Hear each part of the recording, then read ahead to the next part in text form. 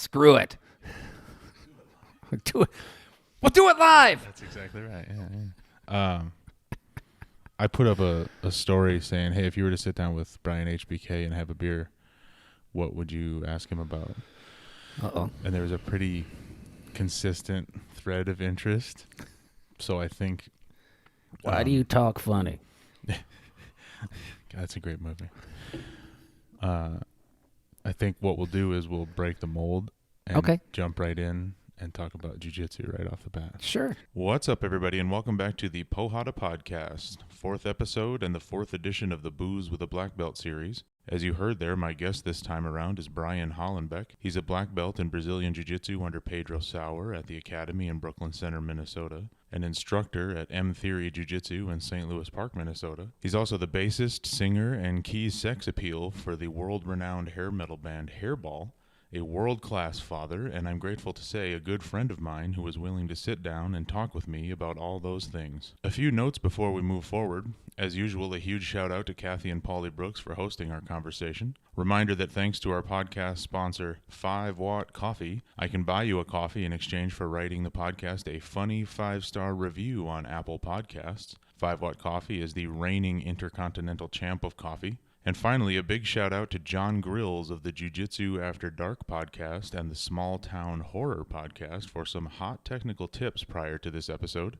Hopefully you'll notice the improvements in sound quality here and in future episodes. And without further ado, my conversation with Brian Hollenbeck. I like Jiu-Jitsu. Yeah, you do? I do. Are you a fan of Jiu-Jitsu? Do you know what I mean by that? I'm sorry, do you know what I mean by that? I think so. Like you follow the sport, if you will? To an extent. Again, to what extent? Well, you know, it was interesting listening to your first 3, episodes, if you will. Mm-hmm. And interesting to see the different kind of people and different types of practitioners. Because, following the sport of it, that's about competition and who has the new this and who does that and who's, and that's, I don't compete a lot. I never competed a lot. It's, and even though I would tell anybody new, who says, how do I improve the fastest? If you compete, that's probably a good thing. Give me another option. Well, right. And I used to, and even I know it's good for me, but I don't do it. Mm.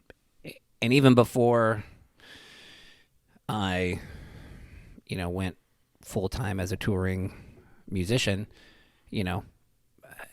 I didn't do it all of the time. It's just not what thrills me. It's just not super my thing. It's not what I... Doesn't spark joy. Got into it for, to me and for me, martial arts is a lifestyle.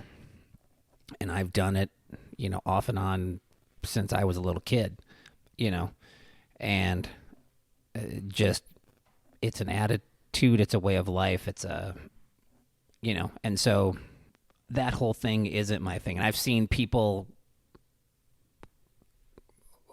who love that, and that's great. Hey, that's your thing. But my goal is to be, 90 and still crawling out onto the mat and having some new, young, whoever going, hey, do you want to roll? And, and going, yep, let's go. Sure do. Because that's what that's kind of my thing, and so competition and following the sport of it is good. Ooh. Sure, whatever. Surprise me, Paulie. It's all good. I got to say that when people say martial arts is a lifestyle, it sounds super intimidating. Like, you hear a guy break down a match. I think it sounds douchey. No, I'll give you that too. And but I feel douchey when I say it. No, I understand what you're saying, but my like lifestyle. it feels throwback to like old school Japanese martial arts, and it just seems more intimidating than some guy talking about a sport where they both sat down and twinkled toes at each other and grabbed their shirts. You know what I mean? Yeah. But being hyperbolic about all of it, but like Absolutely. that sentence, I immediately I'm far more suspicious of you than I would be of like Marcus. You both would throw me around, but I'm immediately like, oh. Well, and I would guess, and I thought it when I first met Marcus, however long ago that was. It was a while ago. Yeah, you're going to probably get your black belt, and you're going to probably be around. You'll probably own a gym someday. Mm-hmm. You'll probably do all those things. But, I've seen plenty of other guys come in and out, and they got, they were super into competition, maybe even they fought and they this, that, the other thing. And, now I see those guys, I'm still friends with them on, social media, and mm-hmm. they don't do anything anymore. And, I won't ever have the high that they had of like, doing it full time. Like, no, I got jobs and, I got a kid and I got a family, and I have all of those other things as well. So I can't train 6 days a week. It just, but my goal and my plan all along as to, when I first found Jiu-Jitsu was like, oh yeah. And I can do that, till I'm, 70, 80 years old. And I intend to, that was like a deep breath of life that you hadn't really. Yeah. And when you meet somebody like Dick Catasic, mm-hmm. And I met him when I went back to the academy in 2002 and started Jujitsu. He was there, and I met him, right away because, well, it was small. There was probably, 30 of us there who trained. And that was everybody knows everybody when it's a small group. Right. Small town effect. Yep. And I was like, wow, I guess I can never say, well, I'm too old. I'm too old for this. Shit, look at Dick. He's already old. And, he got... If I recall, Ishmael said he started at like 45 or 50 years old or something like that. Yeah. Or later. Yep. Right. And he's got a judo background. Oh, I didn't know that. Okay. And, but... he tested for his black when I got my brown belt. And so I was his partner. And he got it from Pedro. And, Pedro makes everybody, when you get your black belt, you have to do all of the Helio Gracie self-defense from the book. And he sits there on the mat with the book and show me... rear choke defense, 2 hands, da-da-da-da. Flips the page. Yeah. Show me 1 hand choke defense, wrist bent. Show me 1 hand choke defense, wrist bent, and flips the page. And you sit there. Going through the textbook. Right. And so I basically had to do all of that with him when I got my brown belt. But it, I've always looked at as like, yeah, I want to be like that guy. Yeah. And he's competed here and there, as have I. But, it's just like, no, that's a lifestyle. That's, it's not trendy. It's not just because I'm, wanting to be tough or I, want to get in shape or I want to do this or that. Like it goes through all of the, stages of your life and changes, and it's always there or it always returns or so that's always kind of been my thing.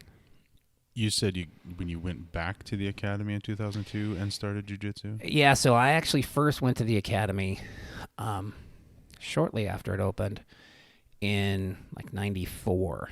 And they didn't even have jiu-jitsu yet. It was just Muay Thai and some Kali and some other stuff that when Greg left the Kali group and left out on his own and opened up the academy, then it was called the Minnesota Martial Arts Academy. I went there for just a little while, and that was right as I was graduating from college, and really the band I was in was trying to make a push, and it just, for whatever reasons, it just I left. And then then 2001, 2002, I was a friend of mine who was still there was like, we got Jiu-Jitsu now, and So you knew about it. You were familiar with Jiu-Jitsu. You just hadn't really had access previous to that. Yeah, because, in 2002, there wasn't, there was one school. Mm-hmm. The Warriors Cove was around, I think. Then, well, I know that it was, but they kind of did a different kind of thing, and, but like that was about it, and like most of us, I watched the UFCs and went, oh, what is that? Mm-hmm. I got to learn how to do that. And went in, signed up for the trial, went twice in the first day. And as your indicator as to how this is I took the go. Evening class from Ish, and the day class I took from Tom Schmitz, who owns Spartan, because he was the day instructor and Ish was the night instructor. So one of your first day experience was with Ishmael. Yep. And, because Greg had just gotten sick, I think, for the second time then. And so he was off and just about died a couple times in that time. And but yeah, I did 2 classes in my first day and was like, oh, yes, this is, Did you come back the next day? Pretty sure I probably did. That seems like you probably did, yeah. Well, it was great. I was working not too far from there, and so I had worked it out with my boss and was like, hey, can I take my lunch? Because they had morning class, and morning class was at like 11. So I was like, can I take my lunch? And, I'll, it's an hour class, and over there I'll probably be, an hour and a half. So I'll come in early, I'll stay a little bit later, but if I can go in the middle of the day. And they're like, who cares what, sure. And so it was great. I could train more, which, early on is, well, which in jiu-jitsu, hours, it's hours on the mat. Yeah, repetition. Yep, represented it's rep by how that thing long 1,000 you're here. times. Yeah. As long as you don't, miss that memo about your TPS reports, as long as you stay on task at work, I figure any job should let you go train jiu-jitsu. Yeah. We're going to need you to come back from lunch, Brian, not with a black eye. That'd be great. Thanks. It wasn't deliberate. It was an elbow. He didn't mean to do it. Oh. I've had more than one Fight Club stories at work where you show up. Yes. That's what it is, right? You show up and they look at you like, why do you do that? And, in those days, nobody knew what it was. Yeah, zero context. Yeah. I remember I got my ankle popped a week before my purple belt test. And, I remember going to urgent care. It was a Saturday morning. And I remember driving to urgent care. And the doctor just goes, you did what? I go, well, I got straight ankle locked. A what? I go, well, I do jujitsu and I do. What's that? I go, well, it's kind of like wrestling, but what happened? And I explained, that he fell. That's when you just say, I fell off my bike. Can you just take me up? Yeah, so I'm like, it bent the wrong way. Can you, will you at least x-ray it? And, because it blew up about the size of a volleyball, and I was only freaked out because I'm like, God, I got a test next week. Yeah. Shit. How'd that test go? Well, they didn't flunk me, so it was fine, but it's kind of a pass-fail thing, isn't it? it is. Yeah. I was worried, though. I was freaking out because it blew up just gigantic. Right. Smooth. That's good. Yeah. What's he drinking there, Paulie? Pineapple jalapeno margarita. Oh, I forgot my festive Walklings I joked about getting. You're like, I mostly just drink on vacation. I was like, well, I'll get some palm tree Walklings and we'll make it feel like vacation. That's kind of, yeah. I mean, that is my thing. I don't do it much, but I do it on vacation. Why don't you drink?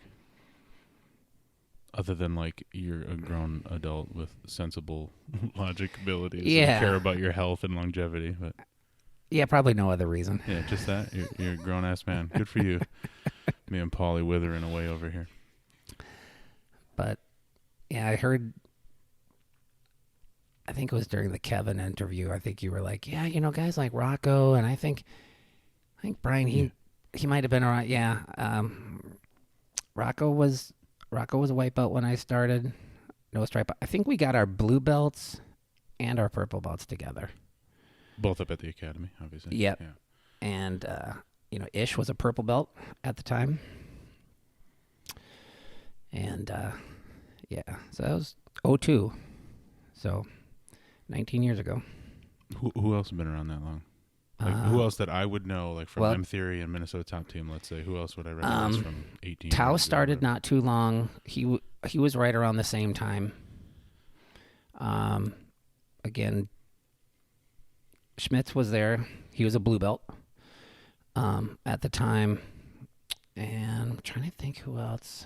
I dig deep water. Like I dig that. Yeah. Jiu-Jitsu is a deep thing anyway, but now we're to the point where there's like some serious years behind some people's history. It's interesting. I like it. Yeah. I mean, it's interesting. There was a time as the sport grew here, as the art grew here, most of the gym owners all were like guys that started in that original kind of group from the academy. Damien, who opened Alliance, he was from there. He was in the original group. He was one of the few. I think we had like 5 or 6 purple belts, and he was one of them. Ish was one of them. Damien's kind of partner, Clint, was one of them. And then there were 2 other like daytime guys, and I think that was about it. There's probably 10 or 12 blue belts, and the rest of us newbies who, kind of came and went because it was not a newbie friendly thing back then. There were no foundations class where we don't kill you. No, you just and it was a small slice of us who actually, for whatever reason, enjoyed getting completely pounded on every day, and barriers to entry were higher. Yes. So do you think that's I see parallels in that regard to like a lot of the sports and pursuits I've spent a lot of time in, like powerlifting and stuff, and it is one of those things in like the 80s and 90s to get in with a group of power lifters to learn to train and do the things that you want to do for this sport that you couldn't find at any of those gyms that you went to. Right. You're in like a basement or a garage way back. But it was a kind of a rugged culture, kind of like what you're alluding to. Like you show up and you kind of suffer through it and just try to keep up with all these plates slinging on the bar. Same kind of thing with jiu-jitsu. Right. Do you think that is... I'm assuming your answer is kind of political. Like, yeah, there's merit to it, but there's also merit to a little more beginner-friendly approach. Well, it doesn't make good business sense. Absolutely. Again, the owner of Lifetime probably a lot better off than the guy who owned the garage you were in. I mean, right? Yeah. Right. So, So let me reframe that original question. So you think like kind of the more rugged early culture is altogether disadvantageous to a more friendly, beginner-friendly I think you'll always have it, right? I mean, because, God, I sounded like Marcus there, didn't I? Right? All right. You didn't sound like Marcus. You sounded like Ishmael Bentley. All right.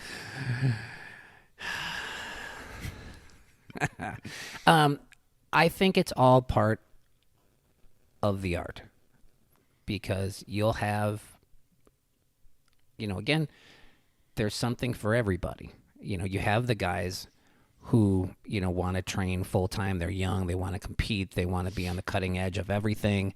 And awesome. I know when I go in and rolling with those guys, that makes me better. But it's perfectly great to have the guys who go, I'm going to train because I just want to feel safe in the world. Awesome. I completely understand that aspect. You get people for any number of reasons. I'm an MMA guy. I got to learn how to fight on the ground. Okay. Well, we can help you do that too. You can't just stand up. Right. Exactly. No. I don't know why I love that. I just stand up. Just stand up. Chuck Liddell did it. Well, what's his name? We corrected the name on that. The just stand up. The balls was hot guy. Derek Lewis yeah. Oh. Yeah. But it worked for him at a high level for a long time. I'll just stand up, and he did. Anyway, sorry. Until Daniel Cormier chucked him out. Anyway, but yeah, so it's great you have those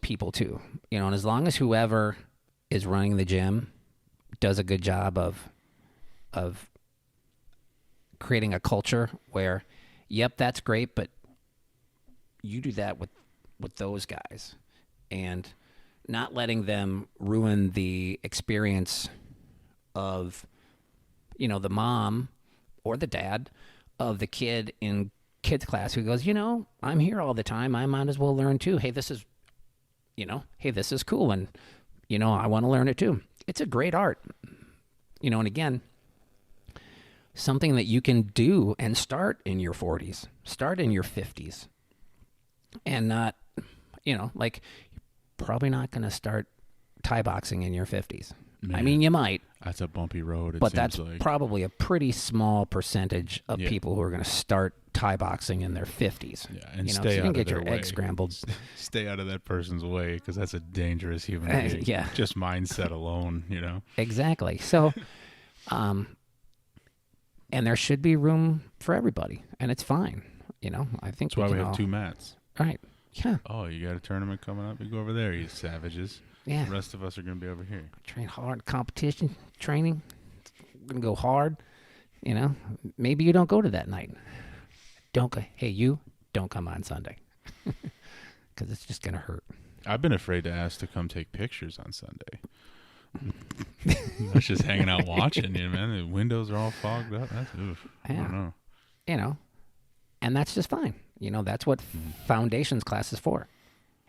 Probably not a good business model, but again, if you're successful enough and you have enough students and enough people, you're going to get a certain amount of those guys and or girls, Yeah. And that's fine too. You just have to know as the owner, as the operator of the gym, how to create the right culture and, harness that energy for good and not evil. Right? Lord, I hope so. You're the first person I've chatted with who has a kid or any kids. That's deliberate. It's an important thing. There's demographic things that I want to sit here and chat with people with different life experiences and stuff. What do you call him? Wonder Boy? The Boy Wonder. The Boy Wonder. Yeah. How old is he? He just turned 22.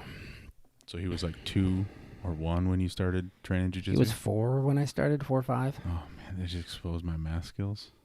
No. Wait. Oh. Yeah, no. No, you're right. I am? I can't add. Yeah. I'll take it. No, you're right. I'm taking it. That's a win. Yeah, I think he was 2.5. So that's a different experience, and you already referenced it. You got the job, you got a family, and whatever. Again, going back to Marcus thing, he's a kid. Right. He doesn't have a mortgage. He doesn't have, a family or a kid or whatever it is to worry about. It's an entirely different experience for you than what it was for him, right? Absolutely. and mine probably even a little bit different than most of the other people with kids at the gym. You know, I was a single parent, because his mom died when he was 5. Oh, I didn't know that. I'm sorry. And so I all of a sudden now I have to deal with this gigantic tragedy. And, you know, how do you help a 5-year-old through that? You know, Right. Nobody writes probably somebody wrote a book, but I didn't read it. I'm sure there's You know, so, you know, that was a messed up thing to have to deal with. And then, you know, train on, Brian, you know. And so he got very used. I mean, it was pretty much Greg's kid and my kid, you know, and, you know, he was there a lot. And, you know, he grew up around there. He practiced for a while, you know. He did it from about 5 or 6 to, I don't know, probably 11 or 12. Jiu-Jitsu? Yeah. Okay.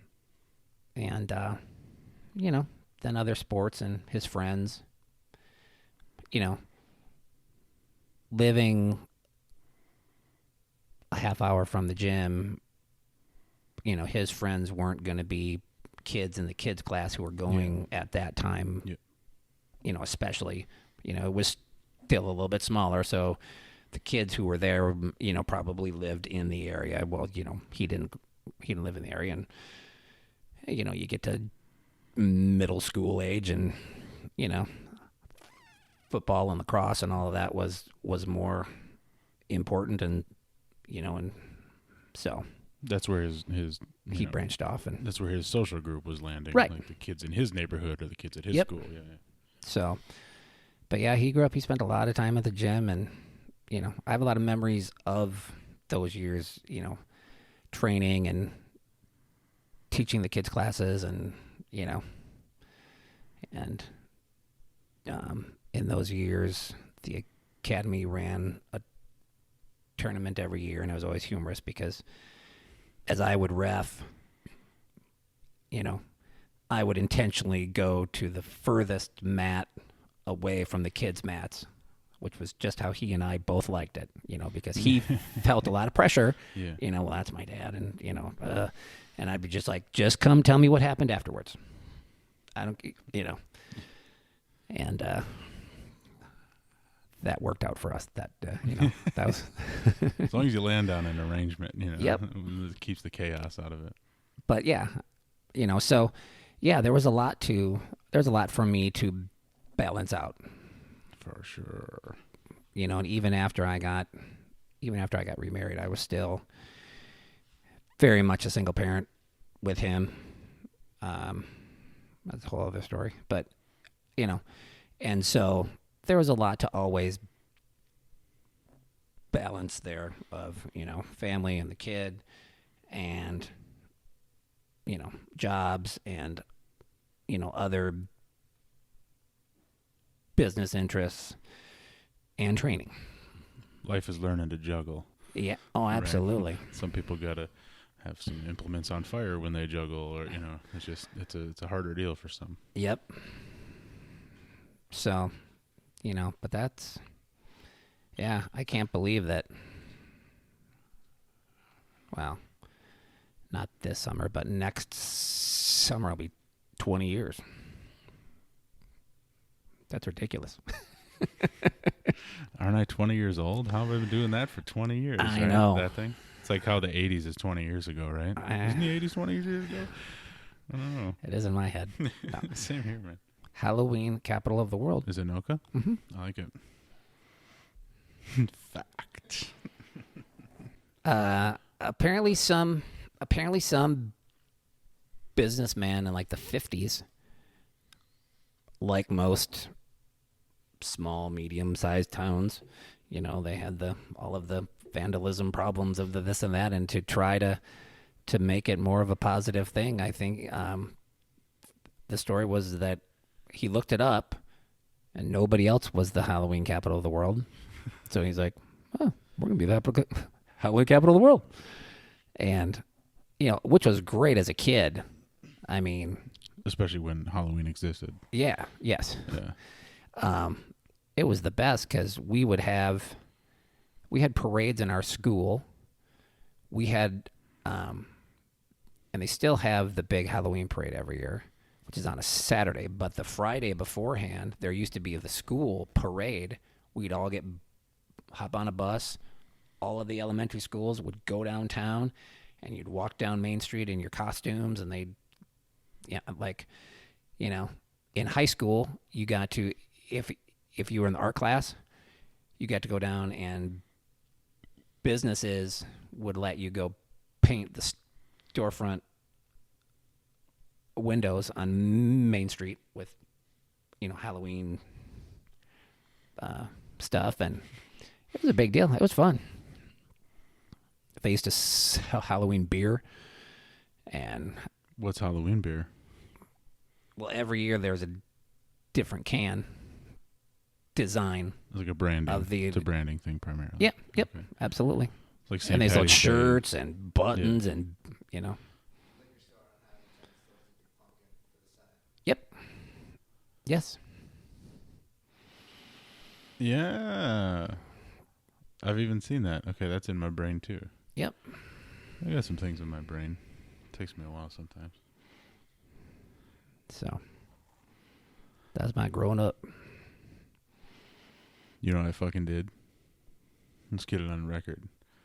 Yeah, I heard him through the speakers of these headphones that I'm using just to check the sound. And I was like, oh shit, man, I'd hate for it to be like a reverb thing happening. So I turned that off. It stopped the recording. Yeah, life is jujitsu. You're just learning stuff left and right, You just learn gotta as you absorb go. it, and yeah. Let it That's flow. why I said that in the little intro, 1 minute intro to the podcast. I'm like, this is in the spirit of jujitsu. We don't know what we're doing here, but we'll get better every time. We'll make it up as we go. Speaking of jujitsu, I did like that in the Jeremy interview where, he was like commenting, that it's important to have, as an instructor, like to let people find their way and, do their thing. And, again, like De La Hiva or whoever, like at one point, nobody was doing that, but he was allowed to go, well, what if I put my leg back there? Oh, well, what does that do for me? And given the space and the time to go, oh, I can make that into something. And then, and when that was new, that was, oh my God, did you see that thing that he did and the thing in the foot and the hope and boom, and the guy goes down. It's the greatest thing ever, And now that just seems so like, well, white belts do that and, whatever. And it's like, yeah, it wasn't always like that. Innovation requires freedom. Right. And I think that's true. That was well said. I think you could hashtag that or something. I don't know. It was talking with Jeremy was like boot camp and sound bites, man. He's just a repeating sound bite. It's awesome. So I was trying to be like, okay, how can I bumper sticker that idea? It's true though. I mean, and as an instructor, I think it's important to teach people this, but give them the freedom to find their way and find their game and find what works. Yeah.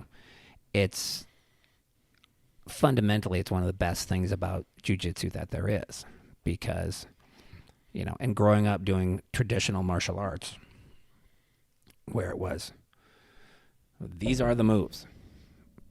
We haven't had any new moves in, 3,000 years. These are the moves. These are the forms that you have to do to get your next belt and all of that. And, and that was one of the things that I loved when I first started doing jiu-jitsu. That was like, oh, wait, what? Here's a constantly changing thing. And either you love that or you hate that, right? Because there's a certain amount of people who go, wait, what? You mean I never stop learning? I'm never the master. Reach the top of the mountain? What the hell? That's going to drive me insane. So either you let that kill you or you embrace it and go, yeah, isn't it great? Yeah. Yeah. Even if you're just selling yourself the brand, like, yeah, I love it. Yeah. Oh, it has its times where it's going to drive you nuts. Yeah. You know, and that first, well, I don't know. You hear people say, yep, you know, for the first whatever. You'll hear them say 1 year, 2 years, 2 belts, 3, you know, whatever it is. You know, you're going to get your ass handed to you. So just, you know, win or learn, which I'm pretty sure you learn when you win too. You're just always learning. Yeah. You know, because it's phrased that way to sell it to people who aren't comfortable with the idea that they're going to get their ass handed to them. They're going to lose a little bit. So let's call it learning. Yeah. You know? Yeah, that black eye. Your eye learned. Elbows hurt. No. You know, and it's just, you know, but that's great because to take off on one of your interests, you know, lifting. God, I've tried several times in my life. It's not, it just does, my arms are too freaking long. My legs are too freaking long. Like that range. Yeah. You know, you guys were talking how, you know, the guy spreads everything way out. So the range doesn't have to be very big. Like, yeah, that just doesn't work. It's a long way to go for that. Right. It works in your favor when you're trying to grab a hold of somebody. It does. Right. And so the game that I play is perfectly fine for me. Probably not the game that Marcus is going to play. Not the game that, you know, you're going to play. Right. I mean, even though we're both tall and this and that, we're going to still, like, you're going to find what you do. Turtle. I do. I'm going to find Turtle. You're going to find Turtle. Just stay there. Just we all find our things, and that's okay. Trick is getting a mount from Turtle. Those are the only two things that give me any kind of respite. So you'll get there. It's but like it's there's some you can find your game, you know, and sometimes you make your own game. You know, I mean, there are things that I do that I had never seen before that I just got to because I kept getting stuck in this spot. You know, early on, you know, in the old days with such a small number of people, like you went to class and you knew exactly how you were going to get your ass handed to you every night. It's not just, well, I'm new and I'm going to go to class and, you know, I get my ass handed to me, but I don't know, you know, there's 30 people in the class, 40, and it's a different 40 Tuesday night as it's going to be Thursday night, and, you know, Friday's going to be a whole other crew, and then Saturday morning is this people. No, it was the same, you know, 10 of us in the class every time, and maybe there were a couple guys in and out, you know, who were there more or less often. It'd be really obvious if I was ducking Jake Baker again or something. Like, just running the other direction. Yeah. You know, so it was, I mean, I knew what I was going to get stuck in, and some counters and things that I never was shown in a class that I ended up learning, you know, I won't say inventing because that part does drive me a little bit nuts, you know. I mean, everybody wants to have a move and then they name it, and even though, you know, and you kind of have to blame Eddie Bravo a little bit because, you know. Because he's a branding genius? Is that what you're saying? Well, he is. Two sides, right? Two sides. Absolutely. That's why I have the Browse choke. I don't know if you remember that from. I heard that, yes. I'll show it to you someday. I look forward to that. I don't. I mean, he took a move that has been a part of wrestling forever and brought it over to Jiu-Jitsu and said, well, I'm going to rename that, you know, and it began a whole thing. And yeah, I mean, he's made he's made his living. Well, he off of that and one match with Hoyler and yep. Man, he made his whole career, which God bless you, man. You can't hate. Hey, I'm not hating on that at all. It's just, again, it's you find your way and you find what works. And in a business sense, that worked. It worked, you know. huge for him. But it, I don't know, I got lost in my thought. I don't know where I was going. It's one of the best places to be, man. Did you see that viral video last week of the guy trying to get into rubber guard and he keeps yanking his foot up and it's almost like he's trying to pseudo triangle him with a rubber guard position and just pops his knee out of position and just suddenly things are pointing directions they shouldn't be. No. Oh, man. As a guy who's had reconstructive knee surgery, no, oh God, I don't want to see that either. It just makes you want to go back to closed guard and just hold those ankles tight. Well, that's the other thing. You got to know your limitations. Or how joints work. Well, yes, and if you we're train in a game of bending joints the wrong way. Well, that's the thing, right? And you'll see enough. You train long enough, you'll see those weird things happen in the gym, where it's like, what was that person thinking? It was like, well, I had enough knowledge in one thing and enough energy and force to forget the knowledge that's not supposed to do that. It's actually reminded me a lot of, I've did a little bit of arm wrestling over the years in competitions and stuff, which is more analogous to Jiu-Jitsu than it would be like lifting weights. Frankly, it's like isolated Jiu-Jitsu. Sure. Your arm versus my arm. Right. With a whole lot of leverage from elsewhere or whatever. But yeah, that's the same kind of injury where it's like everything is good, and then until it's bent not. The wrong way a little bit. And I didn't really see it, but I heard it and threw up. Oh. What's your knee injury? Or why'd you have the surgery? Well, that's a hockey thing. Oh, the hockey guy just walked upstairs. Yeah. He's supposed to back me up when hockey comes up. I'm from Minnesota, but I don't know hockey. Just wear and tear from skating and whatever, or just take an injury? I took an injury at a very young age. The 1 year I played goalie and basically went to save the puck. We were actually in practice, and one of the kids on my team, his brother was on the varsity team, so we were like 11, I suppose, and he was a high school kid, and he came right in and drilled a shot, and I went to save it, and leg goes outward, and the puck hit my knee, behind my leg pad, and hit my knee on the side and knocked my kneecap off of my leg. Like it knocked it around to the side. And, yeah, it was not pleasant. And then it just, it got worse from there. I actually didn't end up having surgery until I was in college.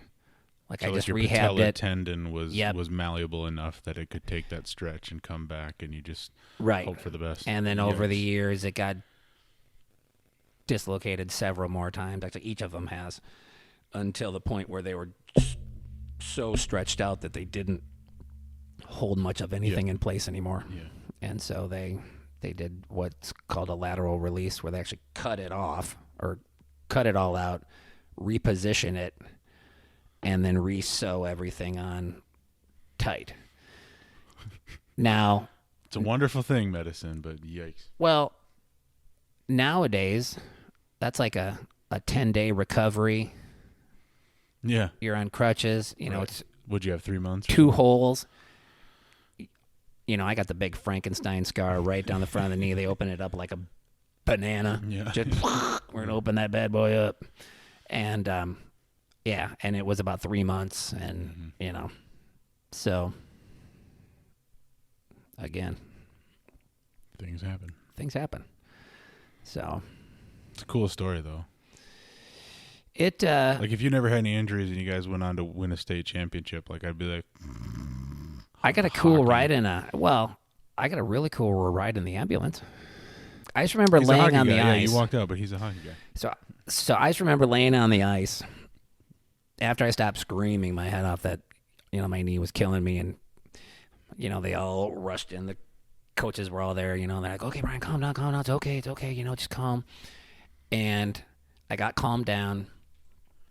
And I remember then, because then like the rink attendant came out and they were looking, and somebody's dad who was something. And I just remember hearing them, as I'm like looking up straight at the lights, it's just blinding, and you're there, and there's people running all around, and you're just going, God, this hurts, And one of them goes, oh God, I think it's broken. Look at his foot, because my knee, the upper half of my leg, was laying straight and straight up, and then the lower half of my leg and my foot were laying completely 90-degree angles, like laying, on the side, and they're like, oh God, did you see his foot? I think it's broken. What that does not. They just figured the ankle was broken and twisted to the side or something. Yeah, and so I just remember laying there for a long time, and then all of a sudden, in come the guys with the stretcher, and I just remember it was really warm. Oh yeah, it was like it was like a respite. Right from yeah, it's like, oh, this is so nice. That's Yep. funny. Is that your only injury or your only big? That's my biggest. I mean, again, like I had my, I had the ankle popped. Yeah, you said that. Yeah.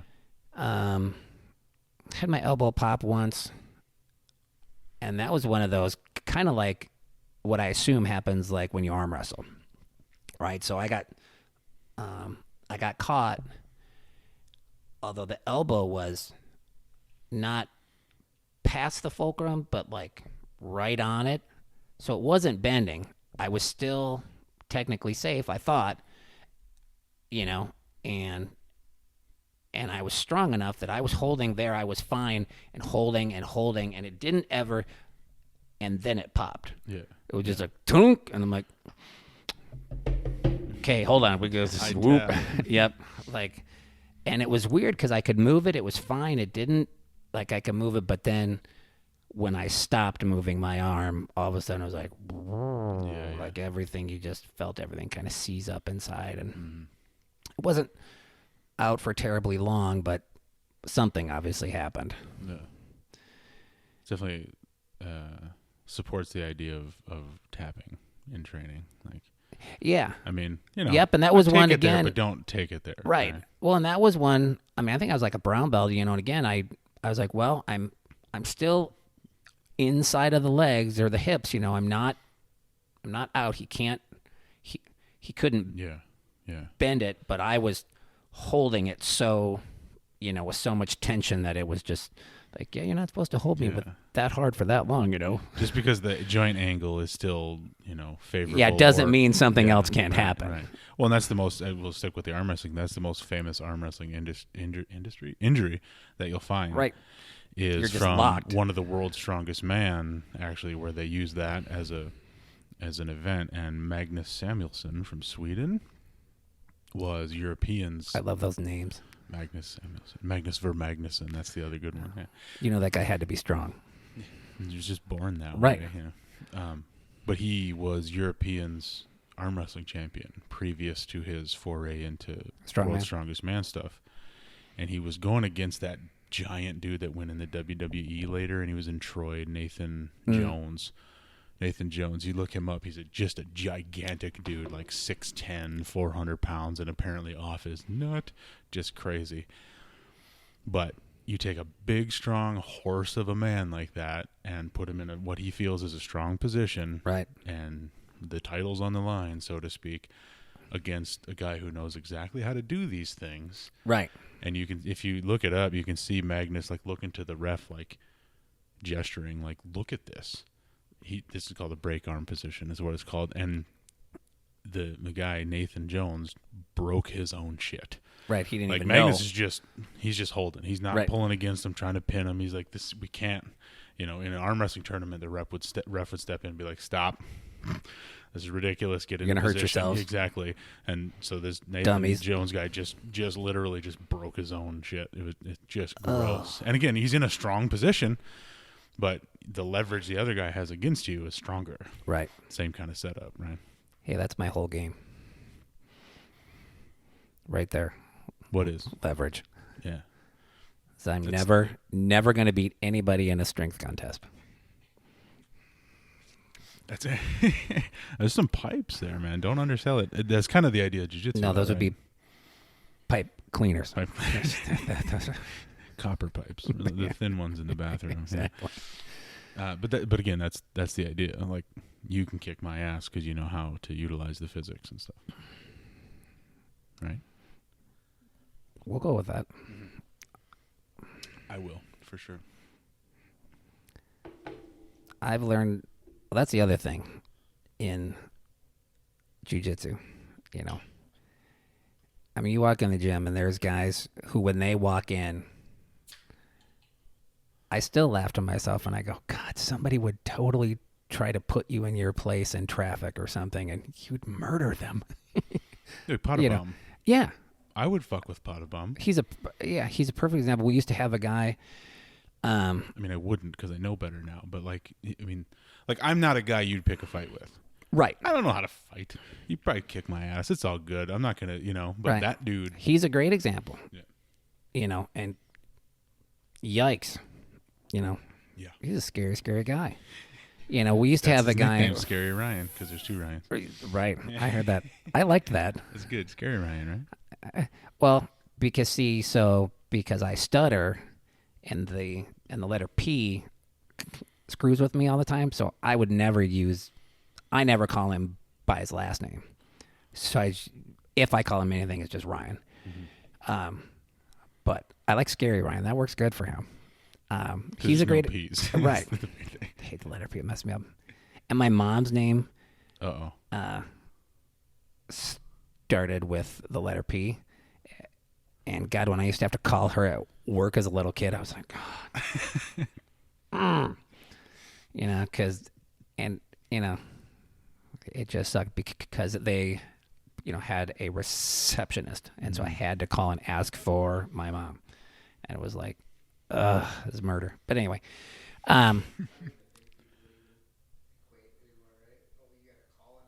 Yeah. Right. Oh, yeah. You just don't call her on her cell. Yeah. Yeah. This was 1981. Okay, this was 40 years ago. No, it wasn't even machines to answer at that point. It just kept ringing. Yeah. Well, the switchboard operator. But and there used to be another guy at the academy, and he actually opened up an academy affiliate in Latvia. He was from Latvia, and we called him Jin. But you called him Jim? Jin. Jin. Jin, and then add like the rest of it. 18 more letters after that, and that's his actual name. He's got a future in strongman. I'm just going to assume that. But he was he was 5'6", $130, and I've never met a stronger. See? 100, guys would come in, 200, 230, literally have 100 pounds on him. He'd throw him around like a sack of dog food. Yikes. And, but he's around my age. He's maybe a little bit younger than me, but, he grew up in,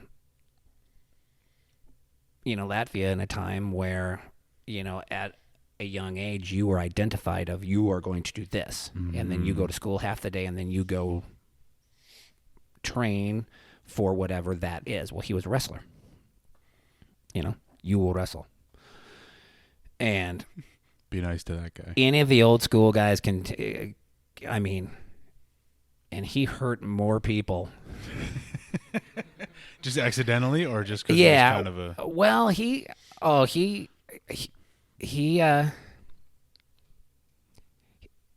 probably one of the guys who they created the foundations classes for, for not to be, to in response keep people from Yeah. Because he had that. What even Jeremy alluded, he had that Eastern Bloc tinge of, I call it what you will, but he'd get you down, and then he'd look at you. Do you know what that is? Those are my balls on your face. And then he'd break your arm. You're like, oh, God. And he'd smile. Oh, that's fantastic. Just the crazy functional strength of, growing up his whole life and going and spending half of his day wrestling. Yeah, I've been squeezing on an item and pulling it toward me for a long time. Right. And it's those guys where I just go, oh, that's so funny. Because there are, the vast majority of guys on the street, who, they go lift it wherever. LA Fitness. Let's go with that. There we go. Because that's where they are. The guys that you're about to describe are at La LA Fitness, as my son used to say, like when they opened up, he goes, "Hey, Dad, there's that La Fitness." I'm like, it's a Spanish place. It's good. And, would have no problem, in the line at the movie theater or, wherever going, "Hey, kick your ass." And then Scary Ryan turns around and goes, "Oh, you would?" Let me sit down and take you up on that answer. Again, that was the beauty, of watching, the early UFCs where you're like, holy shit. In walks Ken Shamrock, who cannot lower his arms lower than, 45 degrees lower than the plane of his shoulders. We got a guy in PJs versus Rambo. Let's see how it goes. Yeah. Yeah. The guy in the pajamas is dead. Oh, wait. So crazy. It's still crazy. And it was just the other great thing of that in those days, again, was just it was really style against style, at least in the early days, in the really early ones where it was, the best of this and this guy and, and it all came out in the wash, and that's the thing I love about going to Jiu-Jitsu. There's no hiding. There's no, well, I'll just go and nobody will know that I'm not really good. Well, first of all, you're never going to get promoted because, you have to show, you have to show up and then you have to show and prove what you can do. I got real disenchanted as a kid when I got to about junior high in traditional martial arts because it was, these kids who could just do all the dance moves, and I ended up actually in a small altercation with one, who was like 2 or 3 belts above me, and he just ran his mouth around the gym, and blah, blah, blah. And well, I do this, and yeah, he was a great choreographer or, air puncher. Yeah. He punched the hell out of that air. And, it was like, fine, do you just want to spar? Yeah, fine. And I got into trouble because, and even before any of us knew, and again, this was, long before the UFC ever became, Pre-enlightenment. I like that. And it was just, I was like, this is not, I get it, but I don't get it. Like, what are we doing? Like, that kid shouldn't be that. He like we spar and he can't do anything. And just because he can jump around and hit the air, faster than somebody or, It's all very impressive. Well, both from like a performative standpoint, also from like an athletic standpoint, like there's a lot of really impressive stuff. But at the same time, the bottom line is the application. Right. Like if you were an amazing, word processor and like programmer on a computer, but your programs never ran, then right. Well, you could be an amazing dancer. Yeah. Right? Yeah. You have a routine, and this is going to probably get me in a lot of trouble with the traditional martial arts folks. But I kind of equate it to dancing. Well, it's choreographed. And I've had friends who are dancers. Super athletic. Incredible. Strong, flexible, and great calves. Grace. A lot of times. Yeah. Sorry. And the grace to, yes. Yeah. The strength to bend and do things. Land the right. way they land a lot of times. One leg. Super impressive. Doesn't mean you're going to want to fight, but, it's athletic. It's beautiful to watch. But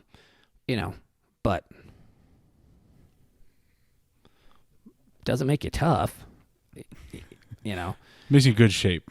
it does. That's actually a thing in like the meathead crowd is like you get these guys, they're, you know, real muscular or real strong or whatever. And it's like, I think it's a guy thing, largely the testosterone of it, you know, you start equating it with tough.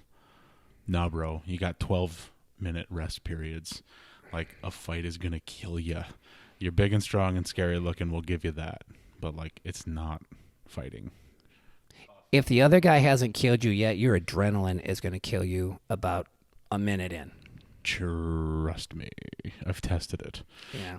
I mean, I showed up to the gym and tested it. yeah.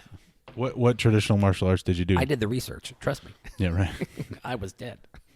Yeah, close. Taekwondo and then karate. Which brand of karate? There's multiple brands in there. Or was it indistinguishable at the time? In Anoka in the 1980s, it was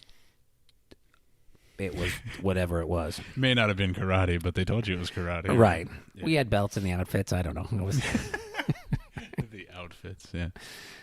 you know. So this is a weird question for me because I don't have the experience yet to like fully understand it. Okay. But I've asked several people now, and it usually sparks a pretty good answer. Tell me about your style of jiu-jitsu. Like the phrase is your game. My game. Pressure. Very fundamentally oriented. Again, an old school. Very much an old school game. Now, is that because you're kind of from the old school, and certainly. thus it's your preference? Like that was really your staples early on. You think? Certainly. I think that certainly is a large part of it. It's the part that I enjoy. It's the part that gets me through at the gym. You know, if I was Marcus and I was at every tournament, you know, and this and that, my game would have had to evolve to include a ton of leg locks, a ton of leg lock defense, and, you know, more of the newer items in the game. But no, overall, you know, leverage, pressure, and again, I mean, you know, at 48, You don't look a day over 47, bro. I'm not, well, thank you. At almost 49, you know, my game, I mean, and doing what I do, you know, it's tough, especially in these years, you know, to evolve a ton. I mean, I train as much as I can, and I don't know. I mean, I'm happy with my game. I think Jeremy said it, you know, if you go in and you try to compare your game to, you know, Marcus's guard every day, you know, you'll probably be pretty unhappy with yourself. Yeah. You know, and he's right. You know, again, martial arts is a different thing to me than I think it is to a lot of others, you know, and how I look at it and how I look at what I do and why.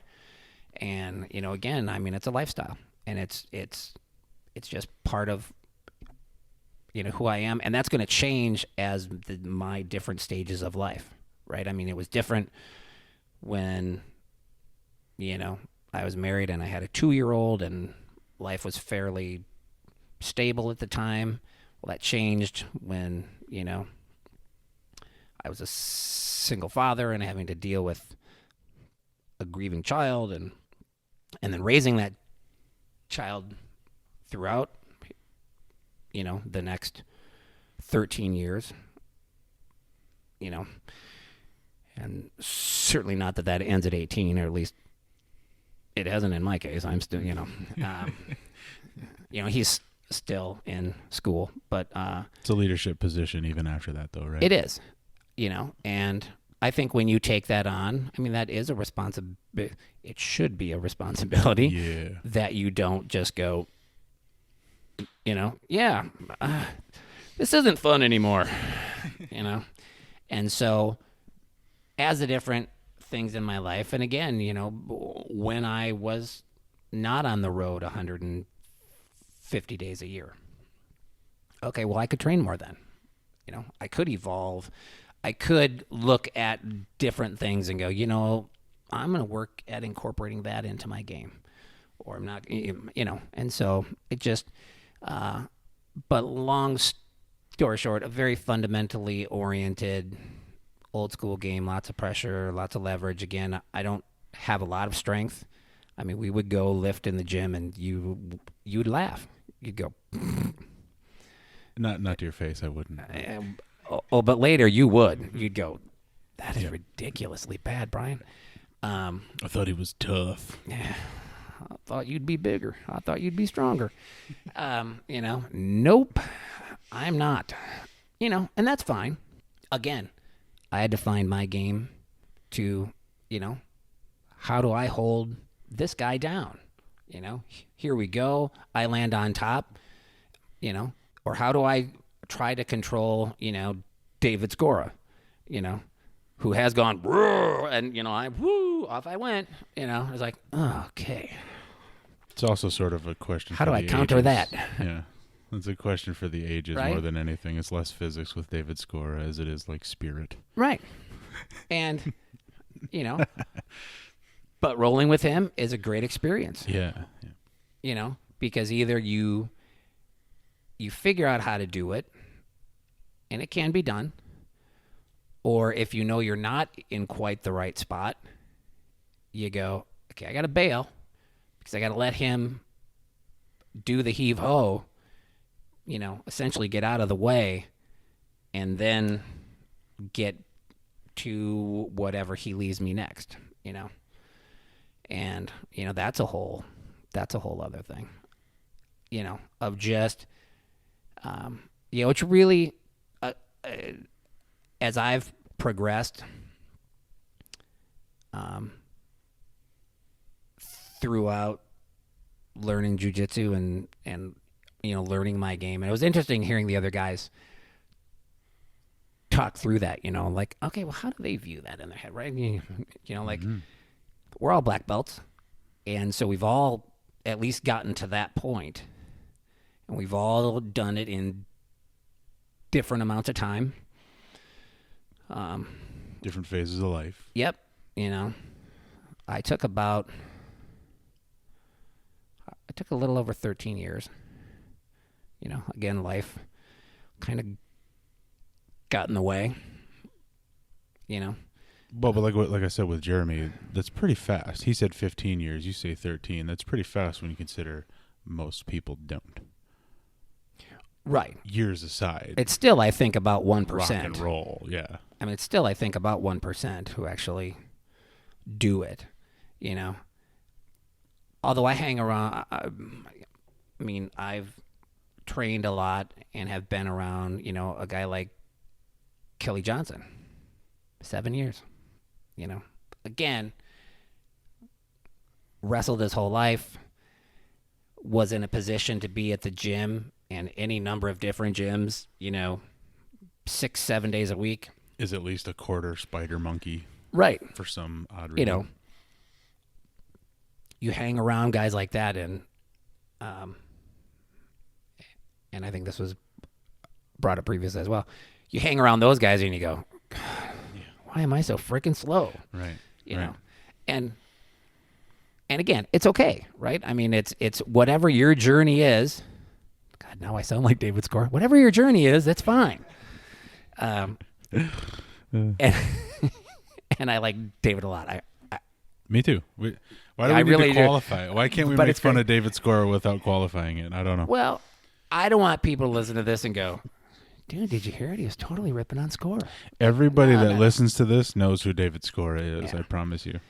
It might be different like a year from now. I don't know. But and it, but, as I've gone through, I hit a point, and we'll probably get to this at the end, I'm sure. But, I got my black belt, and it was weird because once I got my black belt, the old saying of well, then you really realize what you don't know, and it all starts over, and that was absolutely true. Unlike I think when I heard Marcus explain it, I didn't think I could bend words, and I was like, I don't know anything. It was like I had everything on a microscope, right? I was looking at the slide. Okay, yep, there's my game. Oop. There's my game, and I got my thing. And then they said, all right, well, let's crank up the power times 200. And I'm like, holy shit. What is all this? Like the detail just went, and I was like, whoa. You just felt like you were doing paint by numbers previous to that. And yes. You had a blank canvas in front of you. Yep. And it was like, right, like, okay, I've got my paints and my brushes, but where do I put the stuff? Right, yeah. And now watch Bobo try to paint like I felt like the trained monkey going, okay, now paint, Bobo. Like I knew it when it said all the ones got the red paint and then the twos were yellow, and that was fine. But where everything just kind of blew up, and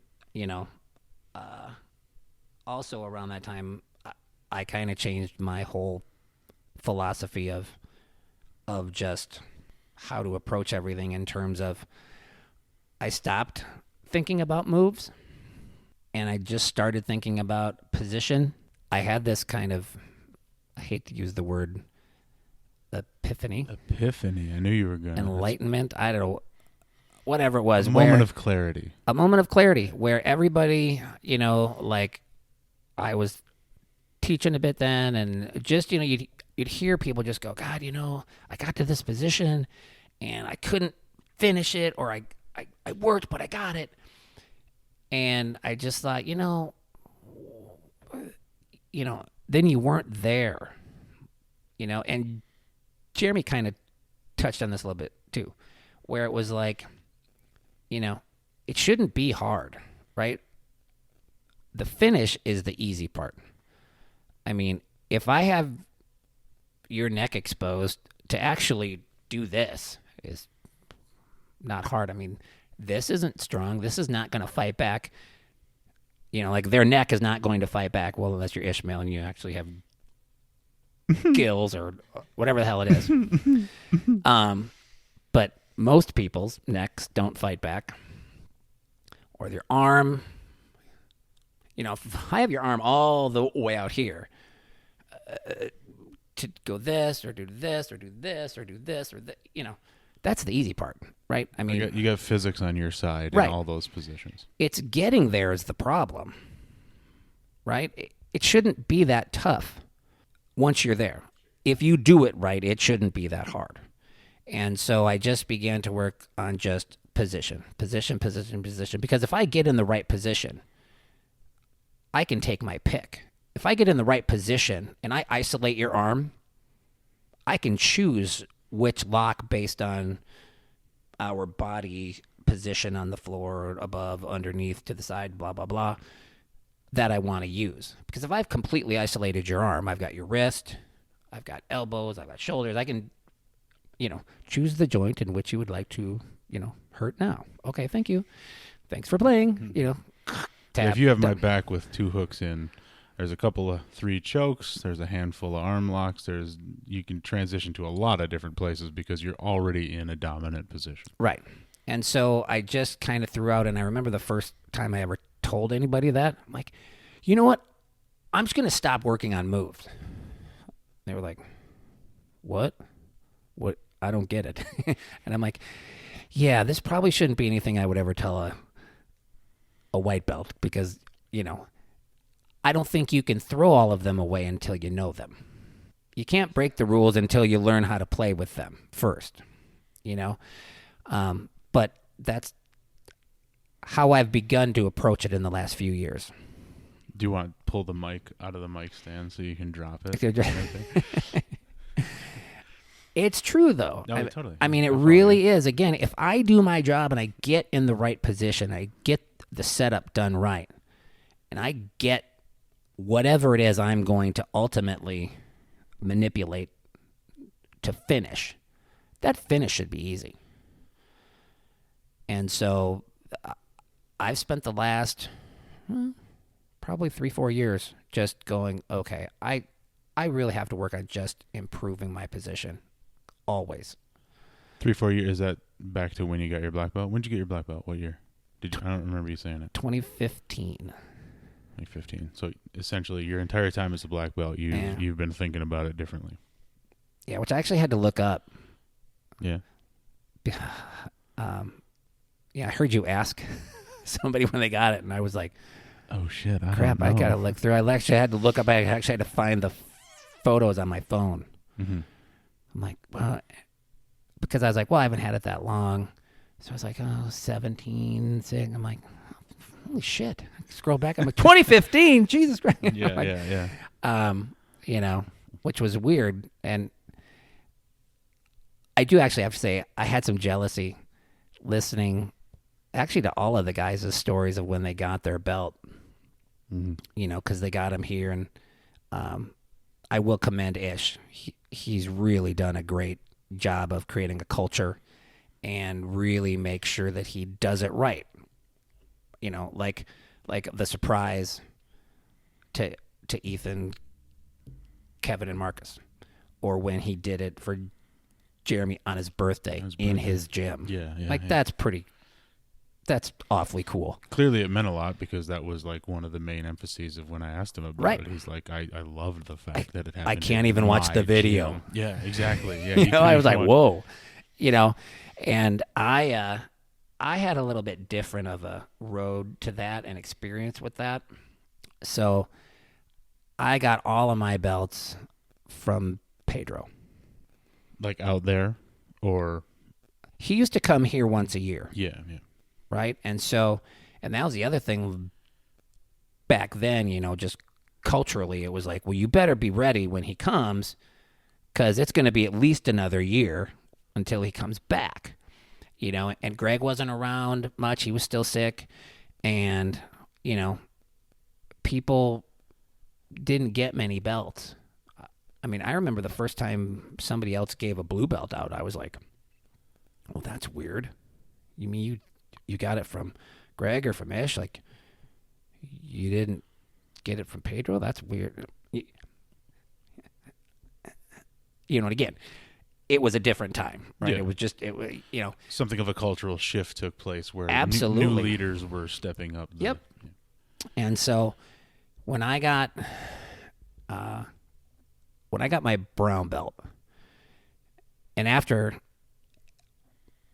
that, it's really a weird time because then I really had I don't know if it was the imposter syndrome, but you're like, wow, now you're like, I'm like, holy crap. This is, and right after that was when Ish went to California for a year or however long it was. This is a while. And, he left and Tom left and opened up Spartan. And, those are really, Tom taught all the day classes and Ish taught, evenings and weekends. Two of your pillars are somewhere else. Yeah. And, there weren't a lot of other black belts yet. I mean, they were really it. There was one other. And as that kind of dragged on and as I got a little further, somebody said to me, well, not too long. You just wait. You'll be next. And it scared the hell out of me. And I was like, whoa, no, I have way too many holes. This is not, that was not, I felt very suddenly I felt very uncomfortable. I think I had 2 or 3 stripes on my brown belt at that time. And I'm like, holy crap, I can't get that. No. Is that because it felt like a finish line? Like I'm supposed to be done when I get to be a black belt? No, it felt like I should have been better at a number of things than I was. Like a more complete game? Yes. Yeah. Yep, absolutely. And so I got spooked, I was like, oh my God, this is not good. And it was about that time I had been talking to Tom a lot, because we were friends. And, he, kind of was like, well, hey, I can, I'll get you there, and he was building his school. And so, he had one other black belt there, and I don't think they had any brown belts yet at all. And, we talked and talked and talked, and, he was like, I can get you there. I will give you the time. And so I made the decision, and it was hard because a lot of people who had left the academy didn't do it right, or didn't always do it right. People you mean that left and like started their own school? Okay. And so, I didn't want that. I had spent a long time there. I felt very comfortable there. I had probably been there 10 years at least at that time. Had a lot of friends there, had a lot of, history there. And I didn't want to leave on bad terms. And so I made sure, I went in person and talked to multiple people there and said, here's what I'm thinking. Here's what I feel like I need to do. I hope you understand, And so I went over to Spartan for a couple years. Some other things happened. I moved. I got further away, and it was a hike. Geography's a bit from Ramsey to Oakdale. Yeah. That's almost an hour on a good night. And no snow, no traffic. And then you got to get back. Right. And so, but, I was there for a while and progressed and, and so then when I felt like I was okay, I had my 4 stripe, I felt good about kind of where I was at, then it was, right, but I want to go get my belt from Pedro. This is a long story here, I know. No, I love a long story. Well, and probably just keeping with the tradition of the previous intervals. And that was important to me. Sure.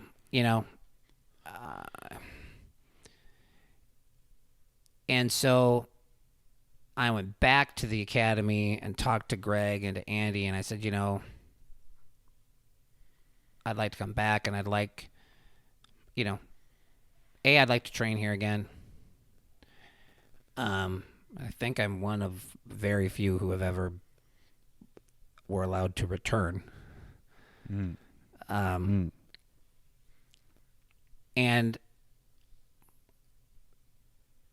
I want to have, and part of that too, whenever you feel that I'm ready, I would like to get my belt from Pedro. No disrespect to Greg. I was around Greg and worked with Greg and worked for Greg for years. I ran the kids program there, helped them run tournaments, did a ton of graphic design for them, did all kinds of things to help that gym. I said, but I've gotten all of my belts from him. I want to complete it, and so, they're like, yep, no problem. Well, and when the time came, then after that, they hooked me up. And so my experience with actually getting my belt was, in and around work schedule, playing schedule, kids lacrosse schedule, because my son played lacrosse at a high level and played nationally for years. Hence the name. Yep. The Boy Wonder, right? That's a good lacrosse nickname. Nice. I had to find a seminar where Pedro was going to be that fit my music schedule, my work schedule, my kids, blah, blah, blah, to go to. And so I actually ended up going out to what was his original school in Utah for his annual camp and seminar there. So I flew out by myself, showed up at this place where I knew nobody. I had never been there before. Didn't know anybody there. Just showed up. Luckily the one guy who they had spoke to, who I had coordinated it with, was like, oh, okay, and I walked into this place, and so I tested alone. There was probably, God, I don't know, 10 of us, 8, 9 of us who got our black belts that day. But it was an amazing day, obviously, because you work for, 13 plus years, a little over, to get something. I was like, that's my whole primary education, right? I mean, that's like kindergarten through graduating high school. I'm like, wow, I spent more time getting my black belt than I did in my entire primary education. You probably studied more too. Way more.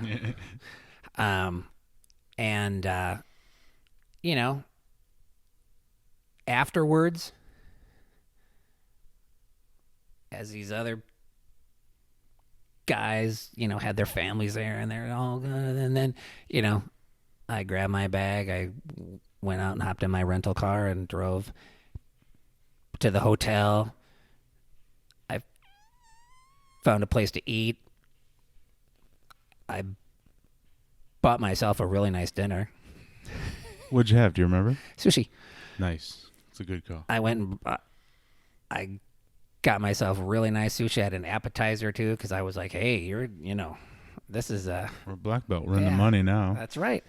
And, I'll treat myself really nice tonight. And, then went back to my hotel room by myself. And the next morning I flew home and, at least in the age of social media, the pictures got posted and, a ton of great comments and accolades, and that was nice. But you see people who, when somebody like Ish who takes the time to go, hey, this is a big deal. I'm going to make sure that it's done thoughtfully. I go, yeah, I flew out by myself and had a little crappy rental car and drove over to the hotel and, but it's a cool story though. And then I think, after that, then I think what I've never seen any others. I think I have the only M Theory tattoo that there is. Oh. Because I drew Ish's logo for him. Oh, you did? Okay, that's cool. Yeah. Because when he set it up I helped Tao and him lay the first mats, the old mats that were in there before they opened up. He came home, he's like, yeah, I'm going to open up a school, and, and I can't remember, somebody brought me the logo because I had done a lot of that work for Greg and stuff as well. And they had this logo, and I'm like, yeah, that's not going to translate very well. Like, it was done so it looked kind of cool on screen, but I'm like, yeah, that's not going to translate to, once it's a patch or something. Embroidery, yep.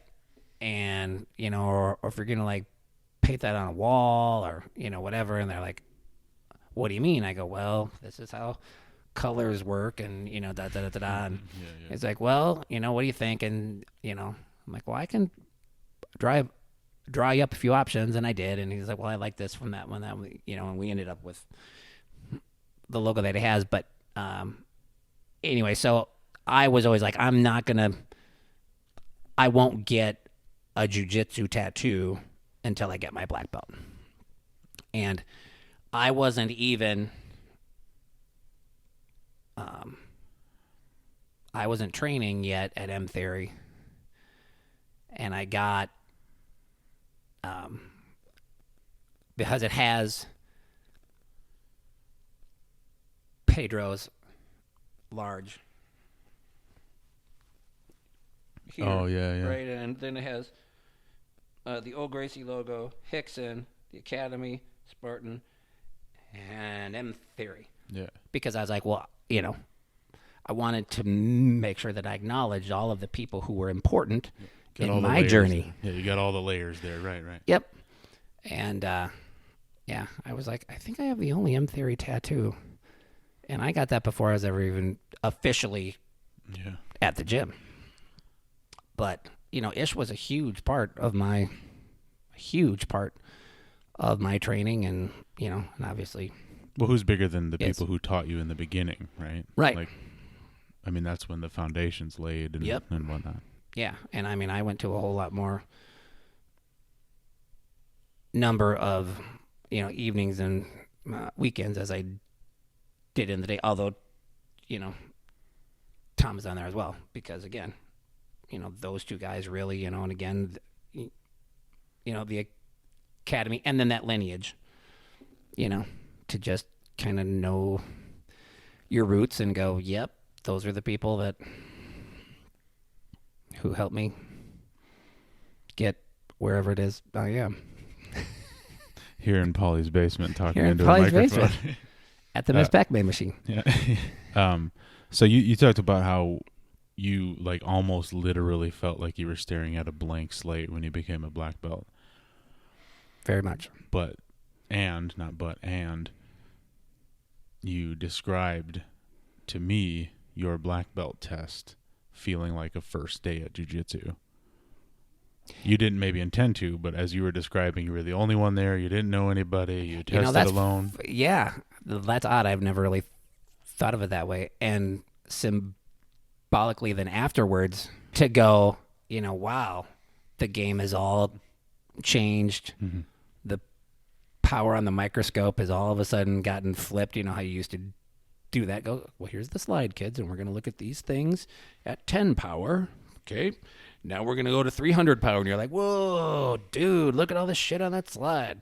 And that's really what it was. It was like, wow, the detail of, is my elbow here or here? That's night and day now. Whereas, as long as I got my elbow over here and not over here, but now I'm good. Now it's like, no, now it's that to that or that or that. Those are like 9 different things, Brian. Smaller degrees. Yep. And so, and then somewhere in there it was, now we're going to throw out all of the moves. Moves. I don't know.